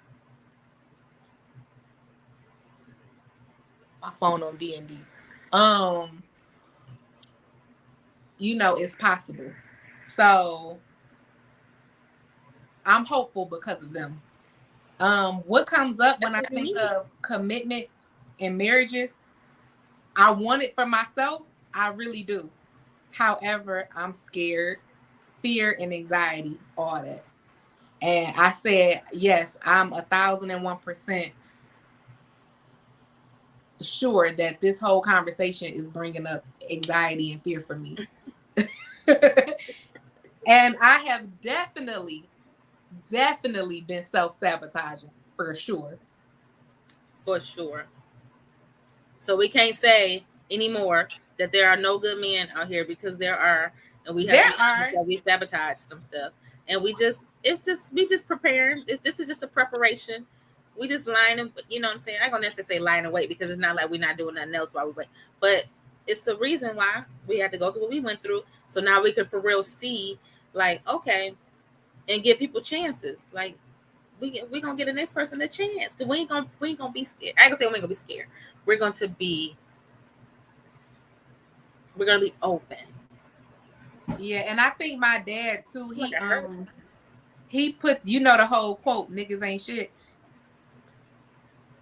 He like kind of, that's how that like resonated in my head. Just, he's the personification of niggas ain't shit. That's what you feel like? Yeah, like he started that for me. I know deep down there are good men out here, but like just all the stuff I see, even witnessing like with my friends' relationships and other people, it's just like I know they're out here, but damn, 99.99% of them ain't shit. So it's only that 1%. I'm saying, and the 1% is a lot when you got a billion people. That 1%. So it's just like, but even when I say niggas ain't shit, like I know there are some that are, but just from my experience and just the majority, it's hard in these streets. It's so many married, single married people in this world. It's crazy. Not single married people. I'm saying. Okay, so I'm gonna answer the questions too before I go then. So, what did I grow up witnessing about relationships, commitments, and marriages? Because really, that is where for real stem from. Because we got to see, we are all experiencing life through our lenses. We all experiencing life through our filtered lenses, based on our experiences, based on what we're exposed to, based on what we hear, based on all of that. I grew up not seeing not one happy couple. My grandmama was not happy in her relationship. My mom was just like your parents. My mom and my dad weren't married, but I don't know, again, because my mom was a private person, quiet person, so I didn't know much about her, which is the sad part. I know some stuff about her, some things about her, but I don't know if my dad was like her first. I don't know anything, but this is me assuming, but I know that she really like loved him, was into him, and he was a philanderer, period. I got a brother that's 2 years younger than me. Is I got your dad still living? Yeah. Okay. And I got two brothers that are older than me, but that was before they met. So he had kids in Mississippi or whatever, and then came here and then got with my mama, and she was devastated. I got a brother that's 2 years younger than me, and when I tell you she was so devastated, that's why we ended up packing up and leaving and moving to New Jersey. She was that distraught, and that kind of like messed her up for years. I mean, a ridiculous amount of time. So I grew up seeing people that were in relationships. Everybody I knew cheated. Everybody knew was cheating. So I felt like that was a thing to do. Like who not cheating? Like that's a real thing. So that's how I seen it. I never really wanted to. I never aspired to be married ever. Like that was not a dream of mine. Like I never thought about wedding dresses. I ain't think about none of that. I got married. I got married for other reasons. I had a child, so that's one of the. And okay, whatever. So that's how I saw relationships. So yes, that filtered how I saw relationships. So I didn't trust nobody either, at all. And it's almost like it's almost like I'm gonna get you before you get me type of thing. Always. That's why I was like, I was breaking up people. That's what, when you have abandonment issues, that's what you do. You like, oh man, it's gonna end anyway. So if there aren't any role models for this generation, what gives you hope that there are good men out there? So for me, that's a good question, Angela. I don't know if you heard my answer to this question, but what keeps me hopeful now is watching my mom in her new marriage. So she's been married to my stepdad, who's not my stepdad, he's my dad. They've been married for 6 years. So just watching them together and how he treats her and does for her and how he doesn't treat me like a stepdaughter, that's my hope right there, because I'm seeing them live it. Because prior to my mom getting remarried, oh, I was straight. I was already saying like, yeah, I'm probably gonna be that chick with a dog and just by myself. So that's my little inspiration. And that's a good question too, because it's like it is role models for few and far in between though. That is the crazy part. When you like me really sitting and think about her, listen to her question or reading her question, I'm like, I really can't. And you know what else? That makes me think too. You know how people say, Hey, Danita. you know how people say, oh, you need to be friends first. You need to get to know a person first and date that. It really don't matter. Cause you could be friends with somebody, y'all can know each other, then get married, and it still don't work out. Like it just really depends on you and that person. Prime example, Tia and her husband about to get a divorce, been together 14 years. Because everything ain't forever. Yeah, Megan Good and her husband, 9 years. Everything not Divorce. forever. So that just lets you know that if somebody were to meet today and they get married tomorrow, that could potentially last long. Or they could do the whole how you're supposed to do it. The we date first, we get to know each other for a couple years, then we get married, and then it still don't work out. So that I'm just saying that to say it really don't matter how you do stuff, because it can go either way. But no, but what you gotta understand though, that everything is not meant to be forever. So what you gotta do is take what you had and take it for what it is or what it was. You know what I'm saying? Like it's not a bad thing when relationships end. So that's how I don't even look at things like that anymore. Like when the relationship is over, I really feel like, okay, I thank that person for the lesson. Like, thank you for the blessing and the lesson. Everything ain't meant to be forever. It's not. Yeah, but could you imagine being with somebody for 15, 20 years and then y'all end it? Like, yep, I can. Because people change. Deep. It is. I feel like, it'd be like sad, like, oh, that person broke up. But you still you got something from the relationship. Yeah. The thing is, we want to hold on to stuff, and we have these attachments to people. Don't have me going to that, please don't. She said, I caught that. She said, but what age was your mom? So are you asking how old is she now, or how old was she when she got remarried, or how old was she when she got married to my dad?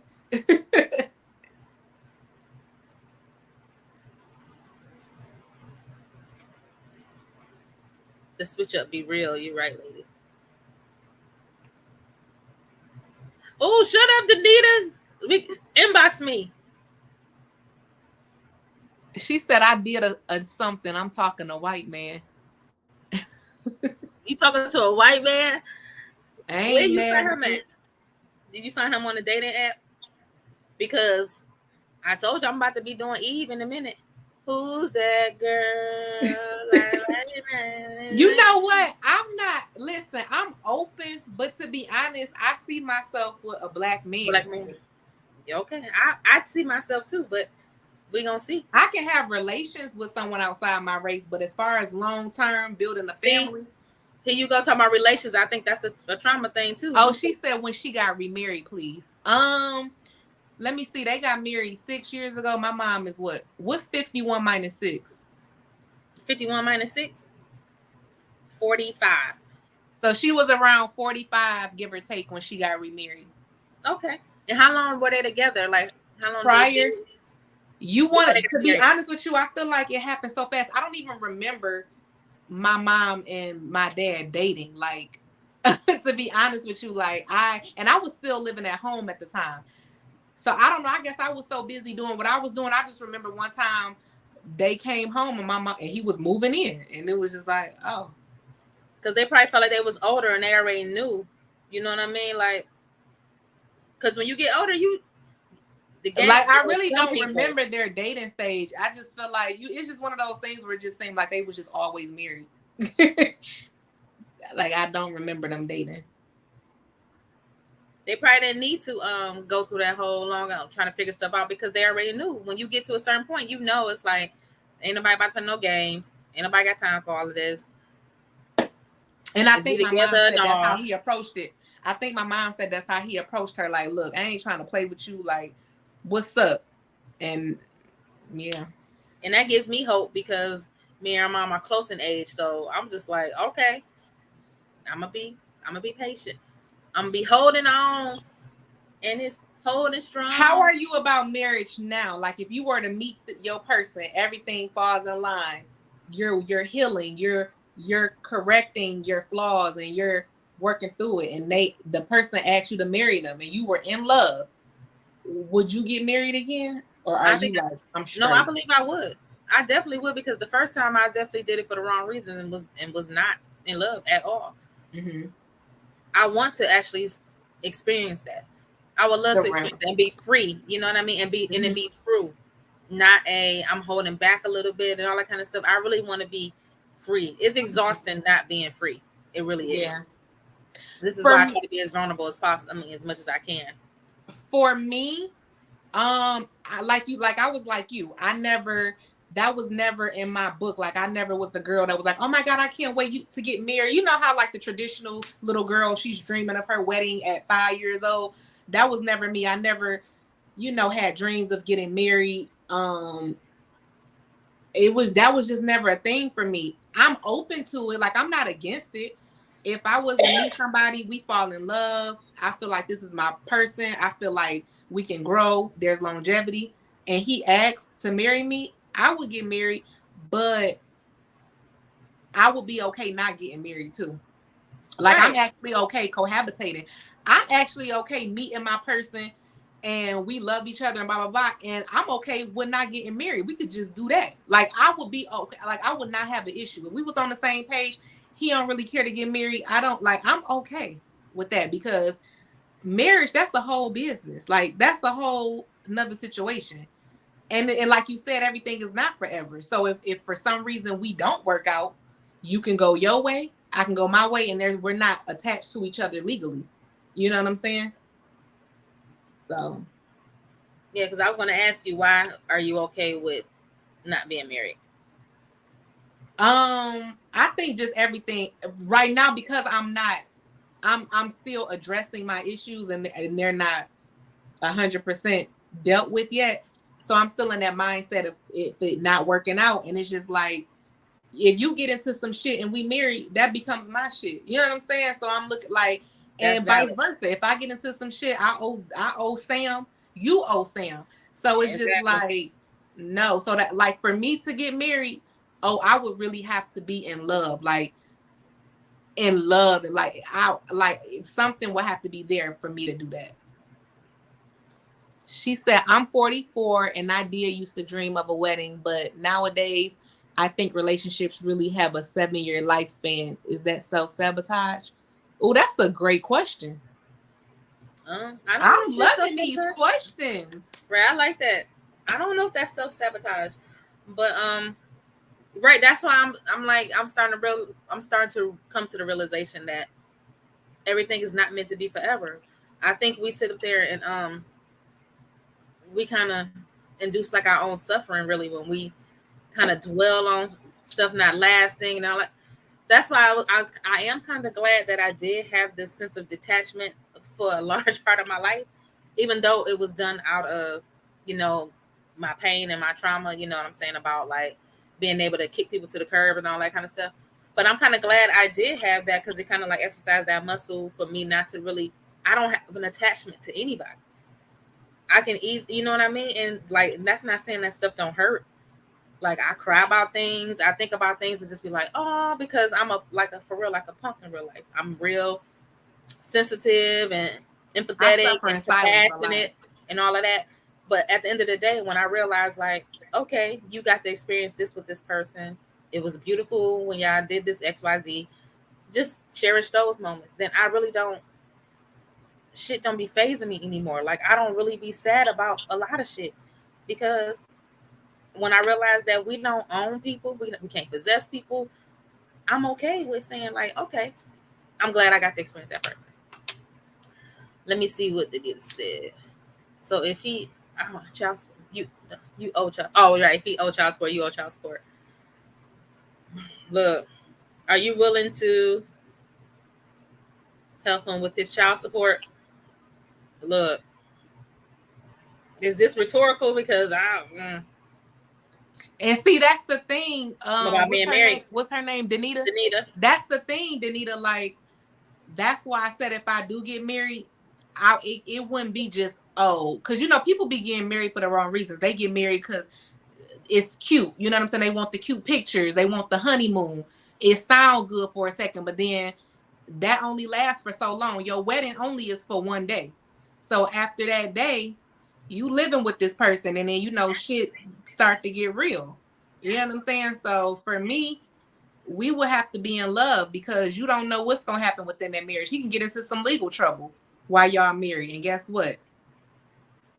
But that anything can happen. No problem too. Yeah, so it can happen anytime. It's period. A risk. Like it's a. I mean, I know with life is a risk in general, but that's just something to think about when people be jumping up and quick to get married, and it's not for love. But even if it is for love, my mama told me not to marry for love again. My mama was with the whole thing about it being a business arrangement. If you're gonna do it, it is a business arrangement. You know what? I really do believe in prenups and what is it? Post-ups? Oh no. I think you could do it. I'm not opposed to prenups either. I'm really okay with a prenup because I do feel like if we don't work out, I should be able to leave with what I came in with. I had this prior to you, so you shouldn't get nothing. I feel like whatever we had coming into the marriage, we should leave with, and then whatever we built together in the marriage, we can split 50-50. So I'm so for a prenuptial agreement. We can't split no house unless we sell it and get the proceeds. Okay. Yeah. She said, I can commit, but I seriously don't trust anyone. Okay, but that detachment, which I too feel is necessary, but at the end, can we say we gave our all? And that's my problem. I can honestly say, out of all my situationships, the only one that I probably attempted to give my all to was the college crush, who I felt like he slapped me in the face in our adulthood. Everybody else, no, I did not give my all. See, Angela, earlier I said the same thing, that in the relationships that I was in, even when I was married, I said I've never given my all to anybody. There's not one person that I gave my all to. There's been the who said Shanise, I'll be about to, right? About to give my all. I did that too. I'll be about to. I did it. I'll be about to give my all, then I just be like, never mind. So there's some that I came really close to, you know what I mean? But I've never given my all to anybody, and that's why I was just saying, like, it's exhausting. So I don't know if that means like at the end can we say we gave our all? I feel like I watch too much TV. I navigate my life based off what I watch too. Like I watch a lot of like real documentaries, and I used to watch Lifetime back in the day, the based off the true stories and all that. So watching that when I was younger, that kind of shaped my train of thought and how I moved in life as well. Like, that's everybody full of shit. You feel like everybody full of shit. Yeah, and I just feel like me, and I just feel like nobody's like me. Cause I'm really the type of person where if I'm with somebody and it don't work out, I'm gonna keep it moving. But I just feel like the other person, if I was vulnerable to you and I told you something in confidence and then you get mad at me, you gonna throw that in my face and use it against me. So I don't trust that. So I that's why I don't go all in either, because it's just like you're not about to do that to me. I know I wouldn't do it to you, but I can't trust that you wouldn't do that to me, even if you say you wouldn't. But the thing is, we don't know what's going to happen. That's the whole thing. That's what scares me. And listen, and I always said I would never be that girl that slashing tires, pulling up on my man, fighting shit. But it's just like, I said I wasn't going to do a lot of things, and I've done them. So that's another reason, too. Like, I could tell you I'm not going to do this, but what if I do allow myself to fall in love, and I give my all, and he do me dirty? I may be that chick that pull up he just going to do you dirty. That's what I'm saying, but we can't live in that. That's what's going to drive you That's crazy. Another thing that scares me. I'm scared of how I may react. I could tell you that I'm not going to do something, but that may change if I really allow myself to fall in love. So what you want to do? I'm scared. What you want to go to jail? You want us to keep podcasting forever and just chatting on the phone? No, you want somebody in your life. It's gonna be like, Phette, I can't talk to you today because such and such is over. we can't be doing this for the. I mean, I guess ain't nothing wrong. We could do this for the rest of our lives. I'm not trying to make it seem like we're not gonna be good or complete unless we have somebody. But I'm just saying we have to. She said, I don't like We nobody have in my to. bed. She said she don't like nobody in her bed. She been single for so long, she like her space. And then she said that's gonna be her. She said that's the biggest problem. No, Danita, I feel you because I'm the type of person where, like me right now, I can actually use some male company right now. But how I am, when that male company gets here, I'll be good for about a day or two. And then it's like that third day, it's just like, okay, nigga, you going home? Like, so I'm like wishy-washy too. It's just like when I But I want don't it, think I that's want it wishy in the washy. moment. I don't think that's wishy-washy. I think it's okay to want to like your space. I really do, because I love my space too. But I don't think then that's you can't be wishy-washy. like that if you living with the person. I feel like I would be like They that living can. with the man. If y'all live in a mansion, y'all live in one in the east wing and somebody in the west wing, and y'all can have separate Who rooms. got money for a mansion? I'm just no, listen, I did say this. I said if I ever moved in with a guy, he definitely has to have a man cave. You have to have one. That's because your time apart right there. Yes, when we get into it, I need you up out my face and far, far away. Deep far in your away cave. from here. Okay, so Angela said there's a scene from Sex and the City TV show where Carrie is trying on wedding dresses and she breaks out in hives at 44. I feel that. See, listen. See, I never watched Sex in the City. Thank you, Angela. She said she's loving our points. Paulia. Thank you. I love the commentary and feedback. Paulia, you need to hit my line, and you already know why. Yes, we do have you to take are chances. right. You got to take chances. Here's the thing, ladies. I know what I need to do. It's the doing part that's hard. I know what I need to do. That's a lot of us have a hard time doing Paulia, if you still here, please answer why you don't want to live with anyone. And is that a legit, like, you don't want to live with anyone and you're okay with that? Or is that because of some trauma? Because I'm always thinking everything's related to trauma. So I just want to know what your response is. Because I feel like I don't want to live with nobody either. I feel like I've been on my own. Listen, the last time I lived with somebody, I was either with my mom or I had a roommate in college. Outside of those two, I've been by myself. And I've been on my own for 4 years now. So I don't even know. I wouldn't even know how to act living with somebody else. Because I'm just so used to just me being here. Like, I'll be walking around booty butt naked. You know what I'm saying? Sometimes, like, I can do what I want. Booty rocking everywhere. I can wake up looking a hot ass mess. You know, because it's just me. I don't have nobody here to look good for nothing. So it would just be weird. I feel like it would be real weird having somebody living with me. It might be. But that's why I'm like, it's like, nigga, you still here? I already feel like I don't feel like I can live with anybody else. So I've lived with, like, mate wise, I've lived with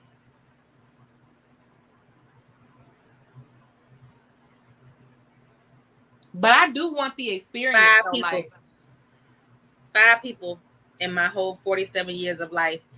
And again, and I feel like it's okay for you to feel like that because you've already experienced it. I haven't.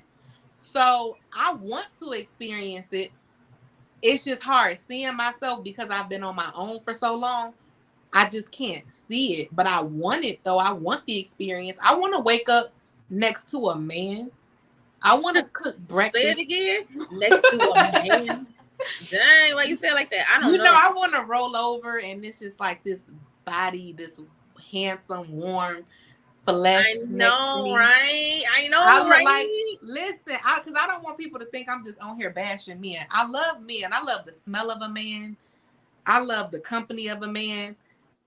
I just feel like it's just short-lived. Like, it's a in the moment thing, and it expires quickly. 5, 4, 3, 2. Your time is up. I only live with one in all my 44 years. I mean, and that's fine. And that's why, I mean, I'm saying, like, I really can't see myself. And I don't know if that's because I still have Rika. You know, even though me and Rihanna, we all live together. I don't know if it's because Rika is still a minor. I definitely have nobody live with me while she's minor. But I can't even see me live with anybody even when she's gone. I can't see that. Paulia, that's a good point. Paulia said, This is her time. I've been a mother, wife, girlfriend. I need to know how to live with just myself. And That's see, valid. here's the thing. I'm I not like none that. of those things. So I want to be. So that's why I got to break up out of here. I feel like a lot of people who are saying they want to be by themselves, They've already experienced. they've already been there, done it. They got kids, they've been married, they've been in a relationship. I haven't done none of that yet. So I need to get out of this negative space because I want that experience. I want kids. I want to, I want the family. So Wait a minute, hold on, Angela. Angela's okay, but now that we don't really want to get married or even live together, is our womanly identity still wrapped up having a man? To be honest, I sometimes feel unfulfilled because I wasn't with the shits. So, is our womanly identity still wrapped up? That's why I I said, love this conversation. I know, right? That's why I said with me and Shanise, I was like, you don't want to be talking to me for the rest of your. And I said, oh, maybe you do because we're not about to um say that, oh, we're only gonna be happy, whole, complete unless we're in a relationship. I don't feel that way. So no, to answer the question, no, my identity is definitely not wrapped up in having a man at all. I don't feel like Mine isn't either. I'm gonna be me. I'm gonna always have my femininity with or without a man. For me, because I know what I want, I just don't want to continue self-sabotaging. I absolutely. want the experience. I feel like I've been presented with the opportunity and I'm always closing the door on it. And I want to stop that. So that's my issue. Like I want to allow it in. You don't feel what way, Paulia? Oh, you don't feel that way that all of your identity is wrapped up in having a man. You feel, you know what I'm saying, you'll be okay. I feel like when it comes to being with the man, though, I'm real aggressive. I feel like I do need to soften up and be more feminine with my partner because I'm very aggressive and I'm such an alpha female. Are you? Yeah, like I'm very much an alpha female and I think I always want to be in control. So I need to learn how to let a man be a man. Because I feel like I be trying to be the man and the woman. And I know that could be a turn off.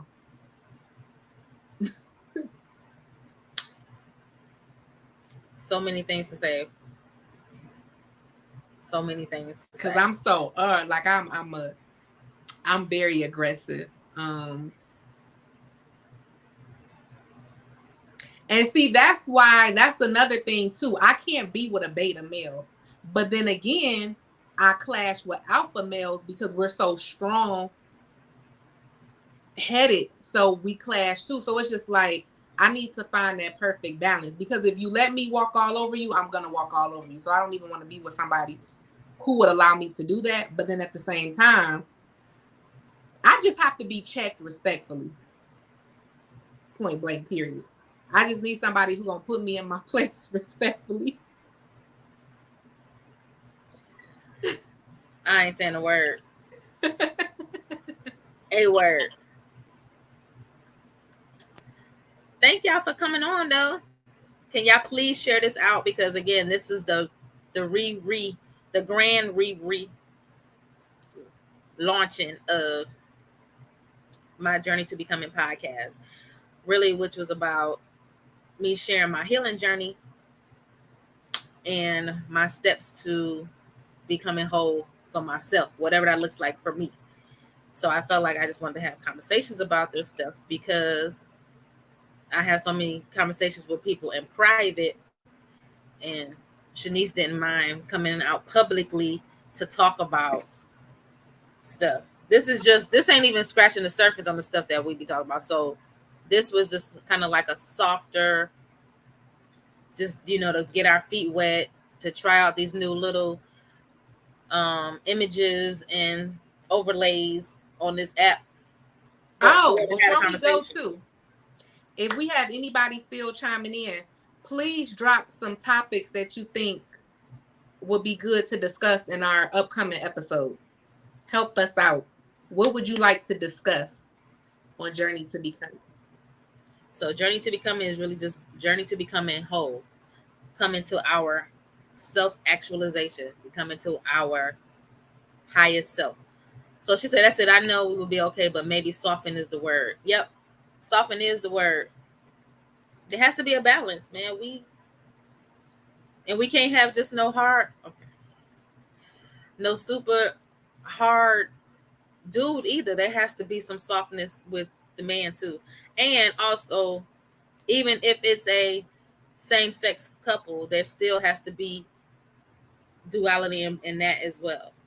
Well, you know what I mean? Because everybody is not just, all about I'm talking about as far as the men being like,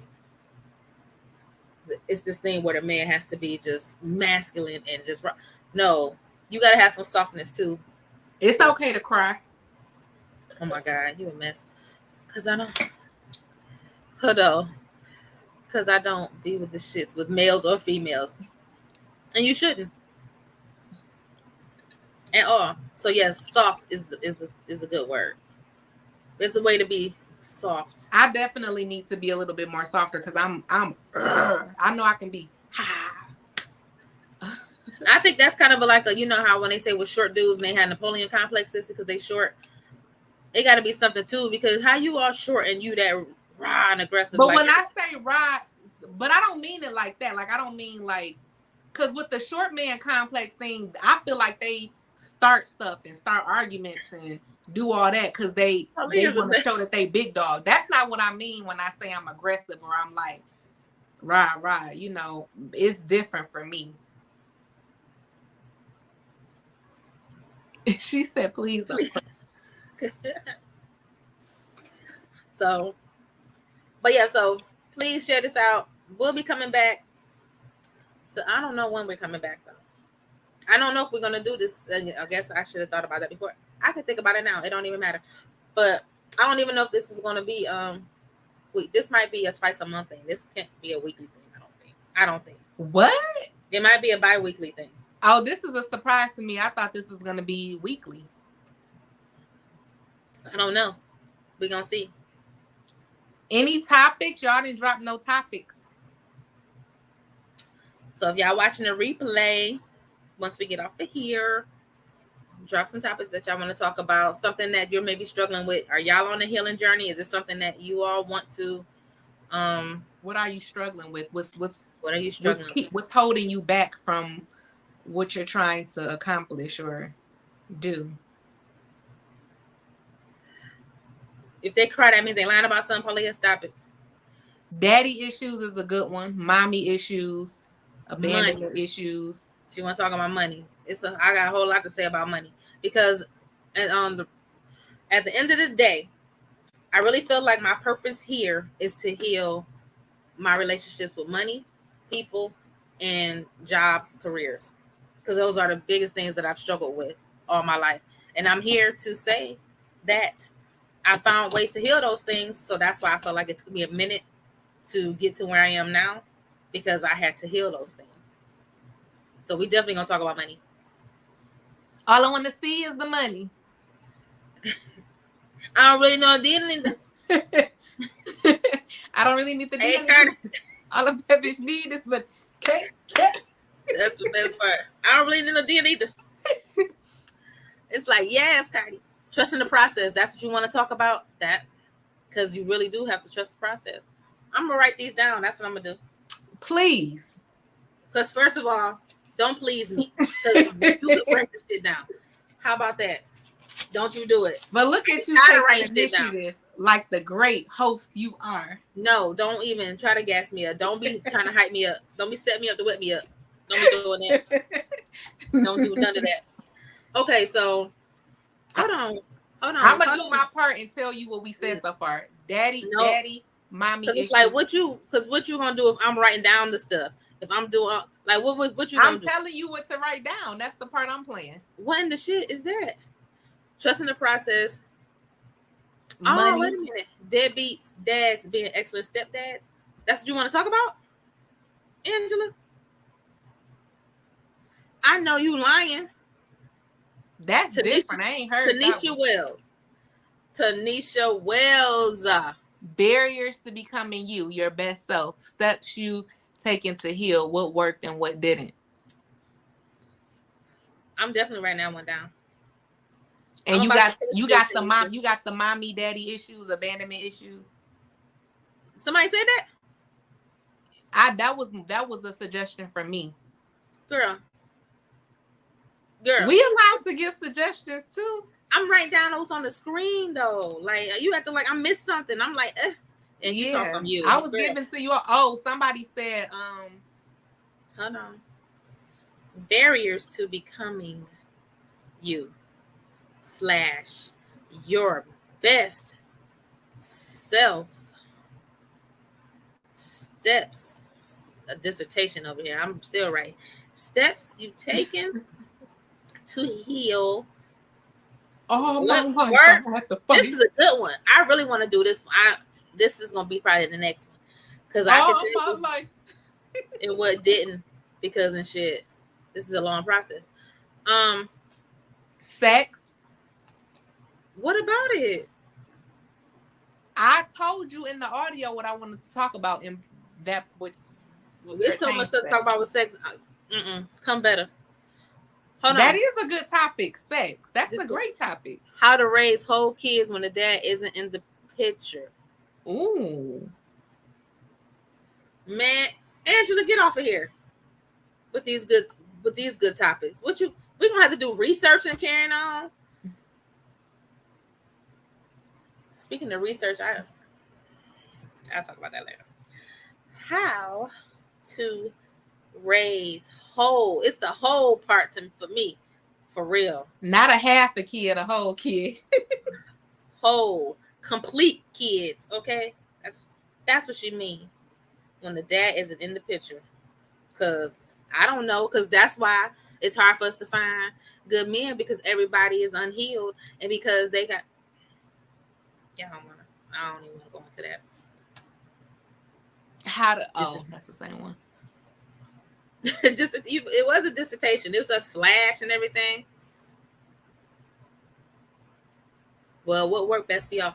Angela, that's what's going to be the next topic, or one of the upcoming topics, because again, I could tell you what's worked and what didn't work, because I was just telling Shanise. I think I was telling you, because I'm always talking to damn Shanise. So this is the 9th year.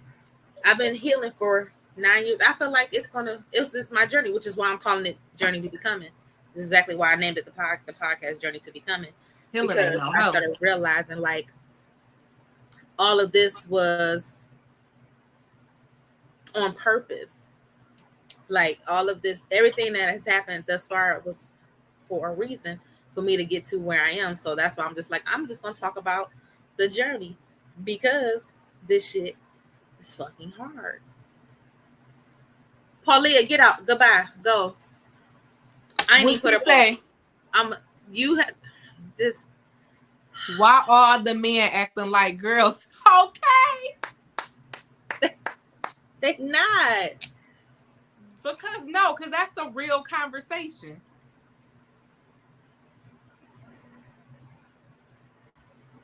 Oh, don't give me no t-shirt ideas, because you know I'm gonna make it. That's y'all t-shirt. Healing ain't no, because that's what I'm gonna do. To show her, Shanise, where your cup at? Where your mug at? Oh, it's in the cabinet. You got to show them. That's what Shanise be doing. She be like, "Oh, that's a t-shirt. Oh, that's a mug," and then it becomes my project. But I'm gonna do that shirt for real. Well, anyway, I made Shanise a mug that says "Heal that shit, bitch." She added the bitch part because I already got the heal that shit mugs. I don't even have mine up there. Because it's just like I feel like I needed the bitch to put emphasis on it. Like, no, heal. You say you want XYZ, LMNOP, heal, bitch. Listen, I promise you, I can't make this heal. I can't wait to make this healing ain't no hoe. Y'all want to see my cup? I can go grab it real quick. Yep. Because it is so cute. You both seem pretty grounded. What worked best for you guys? You both have outside siblings. How do I help my nieces and nephews heal? How do I help my nieces and nephews become whole? I want to show y'all my cup. We gonna talk about it, Angela, because that's for real.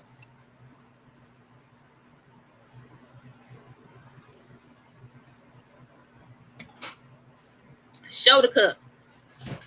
Somebody said show the cup. Wait a minute. No, I said. Paulea said, "Who has better puss, men or women?" Is that what Paulea said? Here go my cup, y'all. I don't know if y'all can see it. No, Paulea didn't say that. You adding your stuff in, Tanisha. Y'all see her mug? That's so cute. I'm gonna have to make. Because that's what you gotta know. I need that on the t-shirt too. That's what you gotta know. Listen, I really like that hill that shit down. Paulea said, "Who has better puss, men or women?" Their dad raised other kids just as. Man, y'all tripping. That's a good question. So these is hilarious, right? That's your remix. One at a cute mug. Thank you, darling. So that's what happens. This is why I'm just like, she want me to write the stuff down and do all of that, but then guess what I do? Then I create the designs, then I have to make the mugs, and then she just be like, make this. I got another saying, and when you gonna make this? And then I'm just like, Shanise, then what you gonna do? And what she say? Promote. Because I'ma heal that shit, bitch. So stupid. Thank you, Carter. She said the mug is cute. Thank you. I love the participation. Like, y'all, this is, until I find me a therapist, this is really therapy for me. Like, I have been, 2021 was a rough year for me. I'm just now getting back to my old self. So I love doing stuff like this. I love going live. I love talking. I love interaction. This is all therapy for me. So thank you guys so much for participating. I know. This was so cool. I can't wait to come back. See? It picked up. Some people are still awake. You like the mug too, Angela? See, I'm a make, so I gotta make more. I only made it for her. I designed it, showed her because she asked for the one with the bitch on it, because I got mugs that say heal that shit. And so then I made another design. I actually like that one. I don't even have that one. And I don't know if you guys tune into our other podcast, Rants and Recaps, but we already have merch for that. So, and then because it ain't enough stuff on my plate, because do y'all hear this? It ain't enough stuff on it. I'm just trying to let them know. Like, I'm just promoting.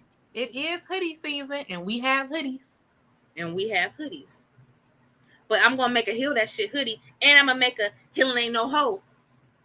Yeah, I definitely need healing ain't no hoe. I need that on the shirt. I like expeditiously. Well, listen, I'll design it sometime this weekend. I actually want, so we need to find a place that do hats. You know, I love a hat. I want some of this stuff on the hat. No, you find a place. I'm not finding nothing. I'm tired. I know I still gotta finish Dahmer. I'll probably get 2 episodes in, and then it's lights out. Yeah, it's 10:41. Shanise, we've been on for 2 hours. We good. We had engagement. That's, are you satisfied? I love it. You know I'm a night owl, so this ain't nothing for me. Look, you know my internet just blacked us both out. It's like, y'all bitches been on here long enough. But are you satisfied? Because you know you usually talk about me getting off fast, but I did 2 hours. You did. I'm very proud of you. Not once did you say, let's hurry it up. You went with the flow. And I'm very proud of you. Because look, guess what? We were about to close it out, and then people came on. Yeah. See how the universe was like, it ain't time to go. Yeah. And I noticed too, 8:30 is our magic number. Like, that's the time. We get engagement when we do 8:30. Like, that's the time. But even for Rants and Recaps, it's 8. Whenever we try to go earlier or later, we don't have the same. Yeah. It'd be like crickets. It'd be Caspers and crickets. It'd be like, is this thing on? No, Angela, listen. I was just telling you that I literally have to be awake to watch it because it's interesting, But the way he is playing that character, like the way he talks, the lagging and his demeanor is so draining. So if I'm watching it already tired, it will make me go to sleep. Like it literally took me 2 days to watch one episode. But I left off on episode 6, so I got 4 more to go. I need you to, when you get to Tony, I need you to hurry up and talk. No, listen, I am on Tony. Episode 6 is Tony. Well, okay, we about to go because I need you to watch it and then text me after. Yeah, so it's like the first, it's introducing Tony, so it's like that first episode talking about Tony. Thank y'all for coming out. God bless you. Good night. Please share this. We'll be back. We'll probably be back next week because again. Yeah, because who talks she's talking about twice a month? Oh no, we got stuff to talk about. But we do rants and recaps every week. Hello. Okay, so we'll be going live twice a week, just like we going live tomorrow. And if you guys watch Raising Canaan and Abbott Elementary, we will be discussing both tomorrow, 8:30. Tune in. So I like the back-to-back. I like how we do JTB one day, then the next day could be rants and recaps. It might not always be that way, though. It's only like that this week, though. Right. Well, whatever. However we doing it, we need to keep just want it to be twice a week. That's what you're trying to say. Right. That's what you're pretty much trying to say. Thank you, Angela. Thank you for the commentary, the feedback, the participation. I love it. I love you guys. Yeah, I did that was some good feedback. I like that. Good doggone topics. Good feedback. Good engagement. Y'all the bomb, man. We got some work to do. But yeah, we'll come back next week. Thank you for tuning in to Journey to Becoming. The journey to becoming whole. That's really what it means. For real. Ah! My water is about to fall. All right. We'll be back next week, y'all. Good night. And please share, let anybody know that you think could benefit from this. We'll be back next week. Bye. Bye.